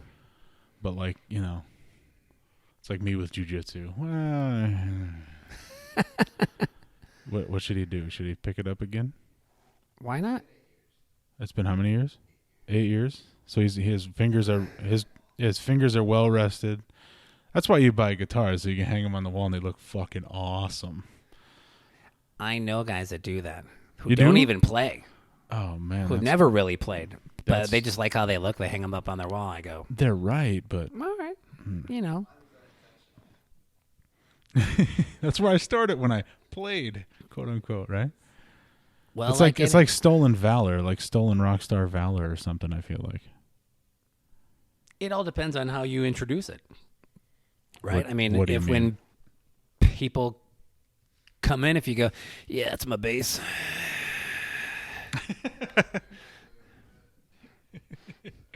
I thump at the bass. stop at the bass. Oh. I was gonna say I'm all about that bass, but I like your reference much better. Paul Rudd. Paul Rudd again. How'd What you the like hell's that? the name of that movie? Oh God, I just had it in my head. My buddy that lives in the basement, or what is it? Slapping the bass. It's slapping the bass. It's not Yes Man. It's the other I love one. you, man. I love you, man. I love you, man. I was like, God, I had it in my head, and then it left. There's somebody listening right now going, "I love you, man. Just say it." We got it. I found myself doing that in the other episodes where it was like, well, who's that guy? And you would know, Yeah. like I knew that he was looking it up, and I'm like, it's, Yeah. it's not Frank Shamrock, it's Ken Shamrock. Oh, dude. We didn't even correct that one, did we? Yeah, we did. He said it, and I was like, mental note. I'm going to bring it up. And then beer, Yeah. what have you. So if you listen to some of these previous conversations, you heard one of the last questions, which was, you're a black belt. You've taught some classes. No way, dude. No way, dude. Oh, sorry. That'd have been the best answer possible. What's the advice you give to any Kids! level? Now, see, I don't do a very good-ish. And No, hold on. Now pause, because I was going to throw this in when you were talking about doing the different bands. I'm like, so Sling you Blade? are a professional impersonator, right? We do Def Leppard, and we do Four Non-Blondes, and whatever else you do. no way, dude. Why is that the most accurate one? Like, that's totally Ish. Go ahead. Go. Do Ish. No way, dude. The thing with the ish thing, and when Marcus did it, and his voice was actually pretty good. Yeah. His ish was Yes. was pretty good. Yes, it was. Kevin's not so much. Kevin was Mike Tyson. I said it. True. He was like, He owned it though, which was great. yeah. But ish, the thing with Ish, and so when Marcus did it, I was like, yeah, but you're missing the mannerisms. That's the thing. Yeah. See, like, I don't think Ish is a visual impersonation. Absolutely. Yeah.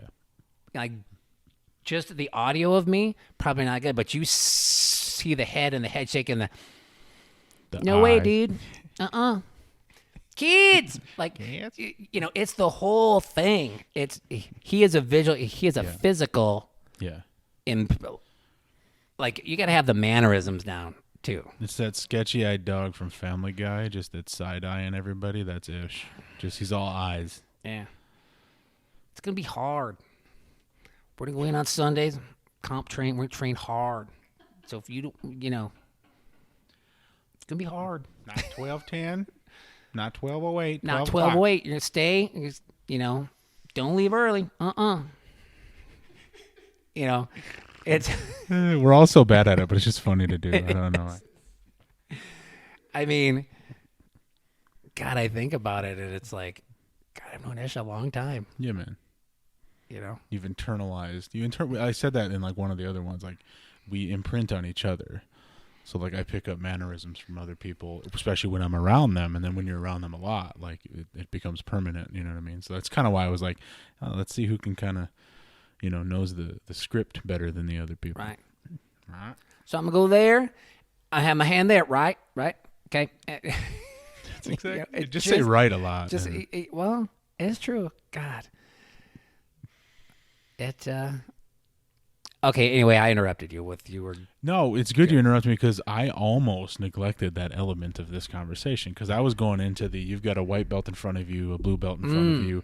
As a black belt at any given level, what's like your succinct elevator pitch advice for people at the various different levels It's in been their interesting. journey? Yeah, well, I love that you keep using the word your journey. Your journey. So, having listened to the other interviews, and yeah, I was like, okay, well, you know, Brian, you better have a good answer for that. And you know, I liked parts of all of them. You know, and I'm like, yeah, that's true. I mean, the one thing that none of them did, I mean, Jeremy kind of mentioned it a little bit, but my advice to any of them, and you know, having the life that I've had and the journey I've had, and you know, being a full-time touring musician, I can't heed my own advice, but the first advice I tell all of them: show up. It's ours. As much as it's not a step by step, you know, we'll come 20 times and then you will get your this, and then at 40 classes now you'll be a this, Johnny, you know. And you know, I loved Jeremy's analogy, or his example of the guy who goes, oh, so you do Jiu-Jitsu? Yeah, my kid, he just got a black belt at age 8. Gotta go. Yeah, you know, Taekwondo. it's true though. Yeah. You know, insert whatever. Sure. Yeah. Exactly. Strip mall traditional martial art, you know, that you want. You know, that's not to say that there aren't karate guys who aren't tough, right? Because there's always the exceptions to the rule and people who go above and beyond this and that. You know, and yeah, great example. Wonder you know? Boy. Yeah. And he was able to transfer that into the UFC, and you know, and obviously has fought at a high level. So, okay, but anyway, so first, yeah, just show up, just put your ass on the mat and go. Hundreds of hours, you know, because time on the mat, like I can tell when I've not been in as much, or you know, whatever, that, you know, just the reactions, right? You know, they're just a little dulled. You know, I don't have quite the reaction time of that hip or of the this or the that or the other thing, right? You know, so yeah, you know, first show up, keep showing up, don't stop showing up, you know, and put your time in, because you're never going to get, this is a thing that, right, is not like any of those other, arts. If you don't show up, you're not going to get better because you're not punching the air, right? To get your next belt, you don't have to do a dance routine.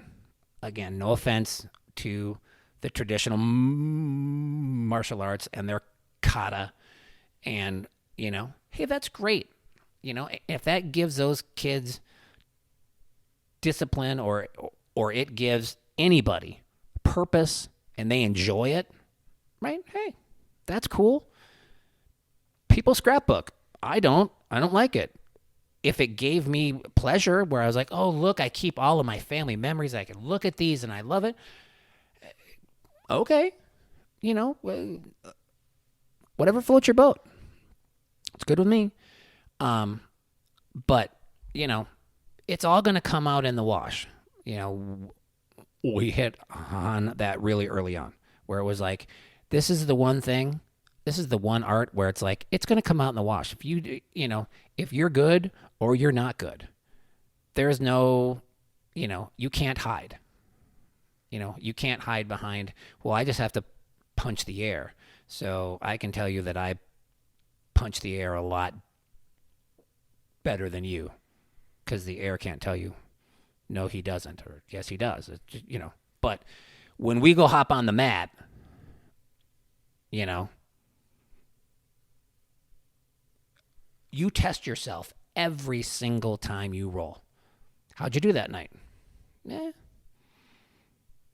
Hey, I was on tonight, man. I felt good. Just shit was clicking, But some nights, nothing works, I go home, I go, fucking, I shouldn't even have that belt. God damn, what is wrong with me? This sucks, And, we all go through it. And guess what? It doesn't stop after the color of your belt changes, The feedback's always there, and there's always positive, and there's always negative. Right, exactly. Feedback loop is always complete. Yep. And it's always going to, whether you want it or not, you're going to get it. Because you hop on the mat, and you get smashed, you go, wasn't my round, wasn't my day, whatever. And so, again, just time on the mat. You got to be there. You got to show up. It's like a lot of things in life, a lot of important things in life. You got to show up. It's like parenting, 80% of parenting is showing up. You just got to be there. Make the kid toast. You don't have to bring them to France. Make the kid toast at night, French toast. Maybe French toast, but they're going to care about the parent who tucked them in, who gave them cough medicine. They're the one, when you're the one that they see, it's not huge actions. It's just you're the one, So anyway, step one, show up. Put your hours in and don't stop showing up. And that's for all levels. That's for all levels. I think the analogy of what it's like, that Marcus gave, I think is really good. I don't know that I took it as much of advice of like, for as much as I just took it as, that's what it's like, Foundation to right. You understand. Yeah. First, I got to learn words. Yeah. I got to know what language we're trying to speak, and I got to know, and I got to learn words, and it's words, sentences, paragraphs, books to poetry, or it's I got to roll over, I got to stand up, I got to crawl, I got to walk, I got to run, I got to sprint, Pick your analogy. Yeah, any of those, just understanding, and I think telling them hopefully helps them understand, and it's really the early on guys, right? Like, it's going to get better, but it's not going to get better anytime soon, right? I mean, it will, but not next week, and I've had plenty of friends and and one comes to mind, and he was actually Ishmael's, I think his first or second. Tom was one, and this guy was the other. And one was number one, and like the first or the second guy to ever sign up at Theory. He lived kind of in the area, and he's like, I kind of want to do that. And I go, here's where you need to go. So he goes, and I used to work with him, and he went, like, he dove in, but he went 5 days a week, 6 days a week, sometimes twice a day. I mean, he jumped right in, and overtrained. He got hurt. He blah, blah, blah. But he would come to me, throughout the time, and I remember like 4 months in where he's like, God, this blue belt just kicked my ass again. And man, I've been going every day, and why can't I beat this guy? And why can't I do this and that? And I go, because you've been training for 4 months. I know, but I go like for 5 days a week, and I can't do this. And I go, well, okay. So I go, flip it around. So if you had your blue belt and some guy who was there for 4 months came in and tapped you out, what would you think about that? How would your ego like that?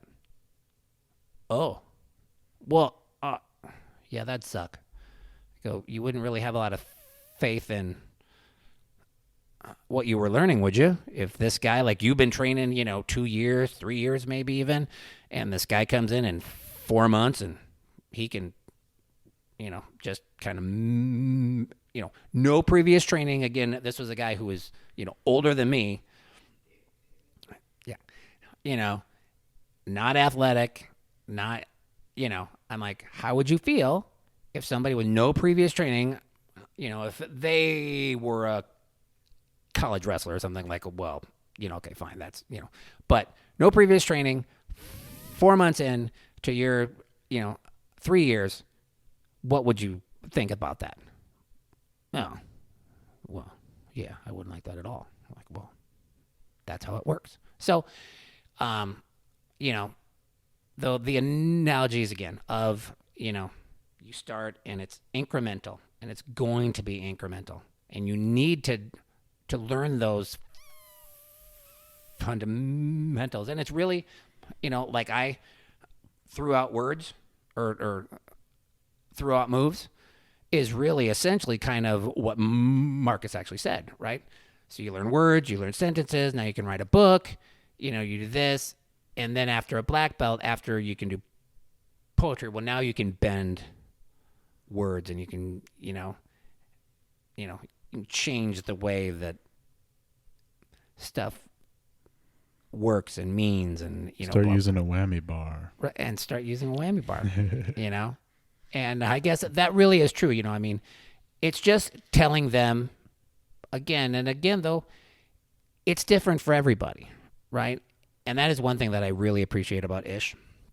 Like, he's a great instructor and a great mentor in that, what he tells somebody like me is going to be different than what he tells somebody like Marcus versus what he's going to tell somebody, the mom or the dad or the kid in, kids class who goes, I think I'll give it a try. All are welcome. All have a place. All have a journey to go on, and all can be successful for what they want it to be. Again, there's a place for everybody, and I think it's interesting as the art has grown here and evolved. Again, like early on, 19 years ago, that gym was a rough place because the majority of people there fought. There was a lot of MMA guys there. There's a big, and it was just a rough place to be. And if you weren't okay with that, it didn't matter. Either you were going to become okay with it, or you'd probably leave, right? Well, that's changed over time. And again, I think it's just become more inclusive, which I think is good for the art. I think it's good for, I mean, obviously it's good for business, but I have friendships that are so much different with people through martial arts, and Ish is a great example that I don't have with anyone else from any other kind of side of my life. Like I have odd kind of pockets of my life. Yeah, in the same way. Yeah, and they don't always intersect much. Actually, usually they don't.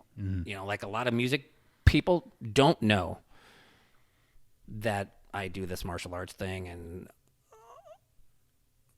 what that actually means and, blah, blah, blah. And it's like, you do what?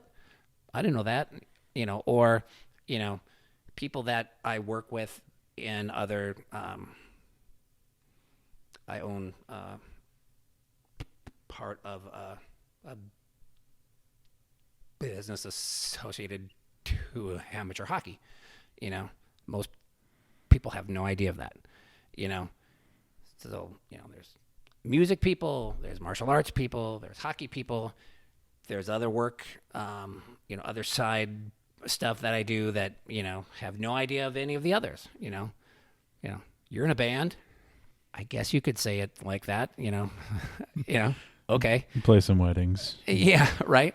And so it's just, so to that end, again, I think depending on who that person is, I think Ish has the best way of telling each of them at the different points. Because again, if somebody stays with it, you see guys, and I can think of some, even as high as brown belt, who are not super aggressive. They don't ever compete. They're not coming in the gym 5 days a week. They're there a couple. They're always great to roll with because you're not, at any risk of getting hurt. But their game is good. They've earned what they've earned, that they have, and that's good too. It has evolved over time from being this weird testosterone-driven, cult. Yeah. That's really kind of what it was in the early Yeah. days. Yeah, I'm sure. Yeah. Because you kind of had to be a little bit nuts to go, this is fun. What? Yeah. Choke me. What do you do with your friends? We choke each other a lot. Mm-hmm. Yeah, that black eye, that bruise, that broken, and now there's people who do it for all kinds of different reasons. And they're all good reasons. I mean, they're all there after all, right? And they all end up helping, having all of those people there help everybody. Because even the more casual people do a lot to help newbies, right? They've got knowledge, they're safe, but you don't leave them with Ryan. Scary, Ryan, right? Because, newbies might not return. They'd be like, that was a different experience. He was in a bad mood that night, and I did not enjoy myself, all right? And not that he would intentionally thrash a newbie. I just use him, as an example of like, right. He can go hard. It'd be a big flash for sure. Right. And it's just, so everybody has a place, and Ishmael has done a great job of creating a culture that helps kind of support that. Nice. So I don't know if that was really That's perfect. a straightforward answer, but, show up and learn to manage your expectations and understand that for whatever you want to do, because even if you're on the fast track, if you're, you're young, you're competitive, you're really driven, you're going to show up 6 days a week, you're going to do every seminar and every tournament to improve yourself and, all that stuff, you're still looking at 7-8 years. That's the low side of things. Like, it's a lot more of a commitment than most people have experienced in other things. Yeah, you get a job in the tech industry or whatever your gig is, and then a couple years later, you're the old dog. You're the senior analyst. That's right, yeah. Oh, okay. I've been doing this like 3-4 years. Yeah, well, It's different. right. And so I think he does a good job, though, of kind of managing those expectations for people and laying it out as they come in. Like, this is what jiu-jitsu is like. But that's the reason why it's different. If it was easy, it would be called karate. No, I'm kidding. I'm sorry. You know why I knew, Brian, that you were going to be the longest one of these? Because I stutter. No, why? Well, there's a few extra moments maybe here and there. Because in like my second month showing up to M Theory, I talked through the whole class. I wouldn't shut up. I was walking out of after Essentials class or something, and you were over there dealing with Short Tom. Oh, yes.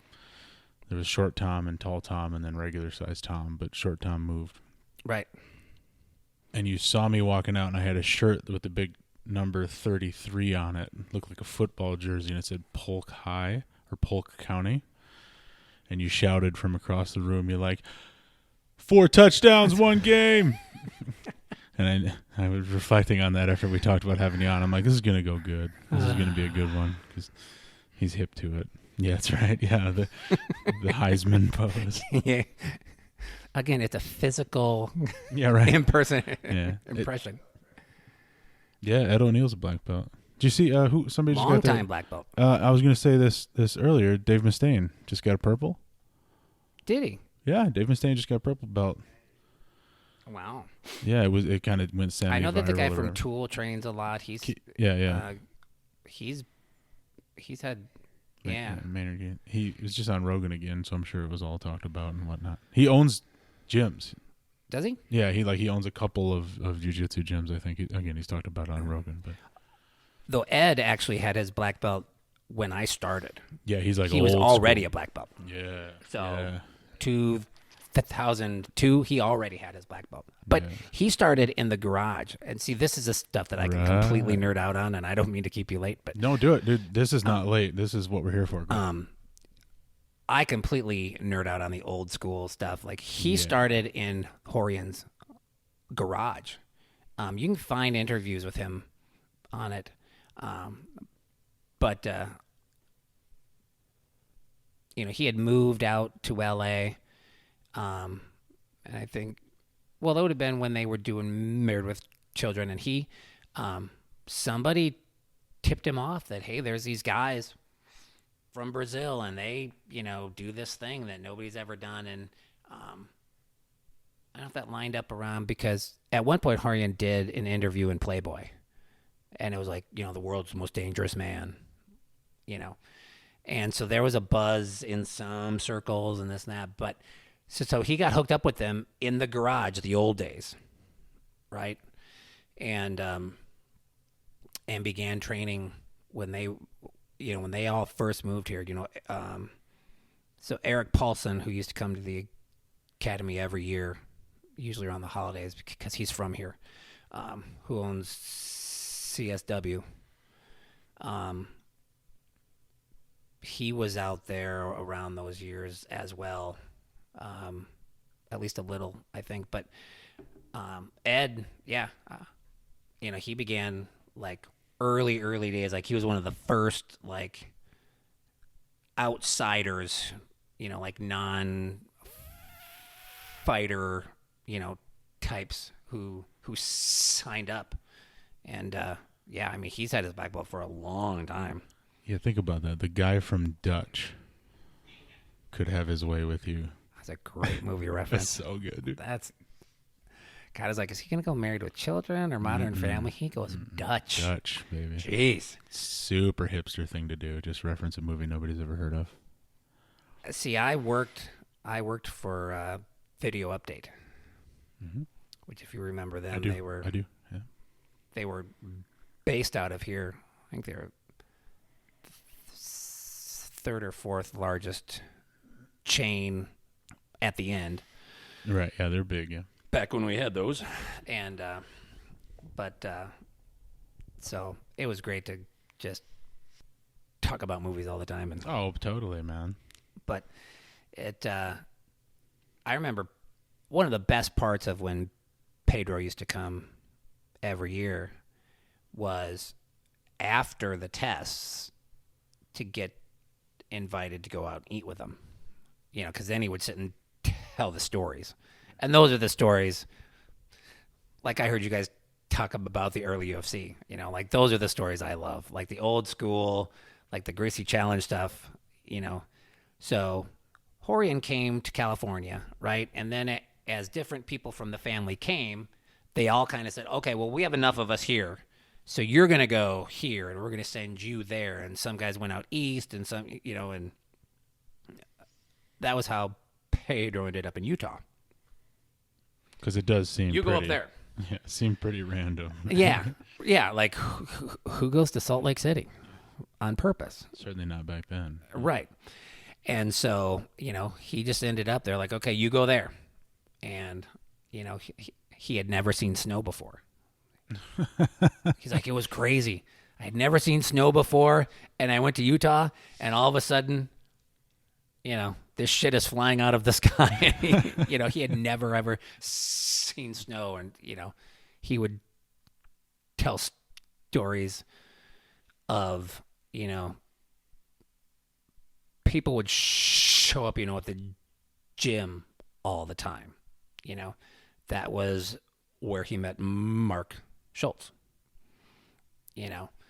and who, an Olympic wrestler, and, who believed that. Yeah, it's a Fox Catcher guy, yeah. And nothing beats wrestling except jiu-jitsu. He learned because they went at it. Yeah. And Pedro won. And he became his student. He ended up with a black belt. And but he goes, he would tell stories of like, people, okay, at the gym, yep, but they would show up at his apartment and go, well, we're going to fight, because back in those days there was the Gracie Challenge, and if you owned a gym, you had to hold up the deal of, anybody, whatever it was, I think it was 10 grand, if you lost. And he goes, they would show up. He's like, I lost the security deposit on like my first 2 or 3 apartments, that I had in Utah when I moved there. 'Cause these guys would find out where I lived and would show up and be like, we're fighting, And then the next week you're moving to not have to deal with that. Yeah. Yep. So I love that old school stuff. Yeah, man. It's it's great. There were so many personalities. It was just the start of, the internet, really. There was still some romance to some of the information because it wasn't right there in front of you all the time. Yeah. Yeah. Yep. There was no YouTube yet. There were no like, well, I'm going to learn all my moves right here. You had to order some VHS tapes and, or, dude, did you see the DVDs are coming out from whoever, and okay, so you buy that one and I'll buy this one and then we'll swap them. Okay, cool. It was just a different time. Yeah. It was a very, very different time. Seems like a good spot. Yeah. Thanks, brother. Thank you. This was a blast. It was fun. You milked that one drink the whole time. Well, I'm nothing if not efficient. Fuck Sesame Street. I want to be in Kiss.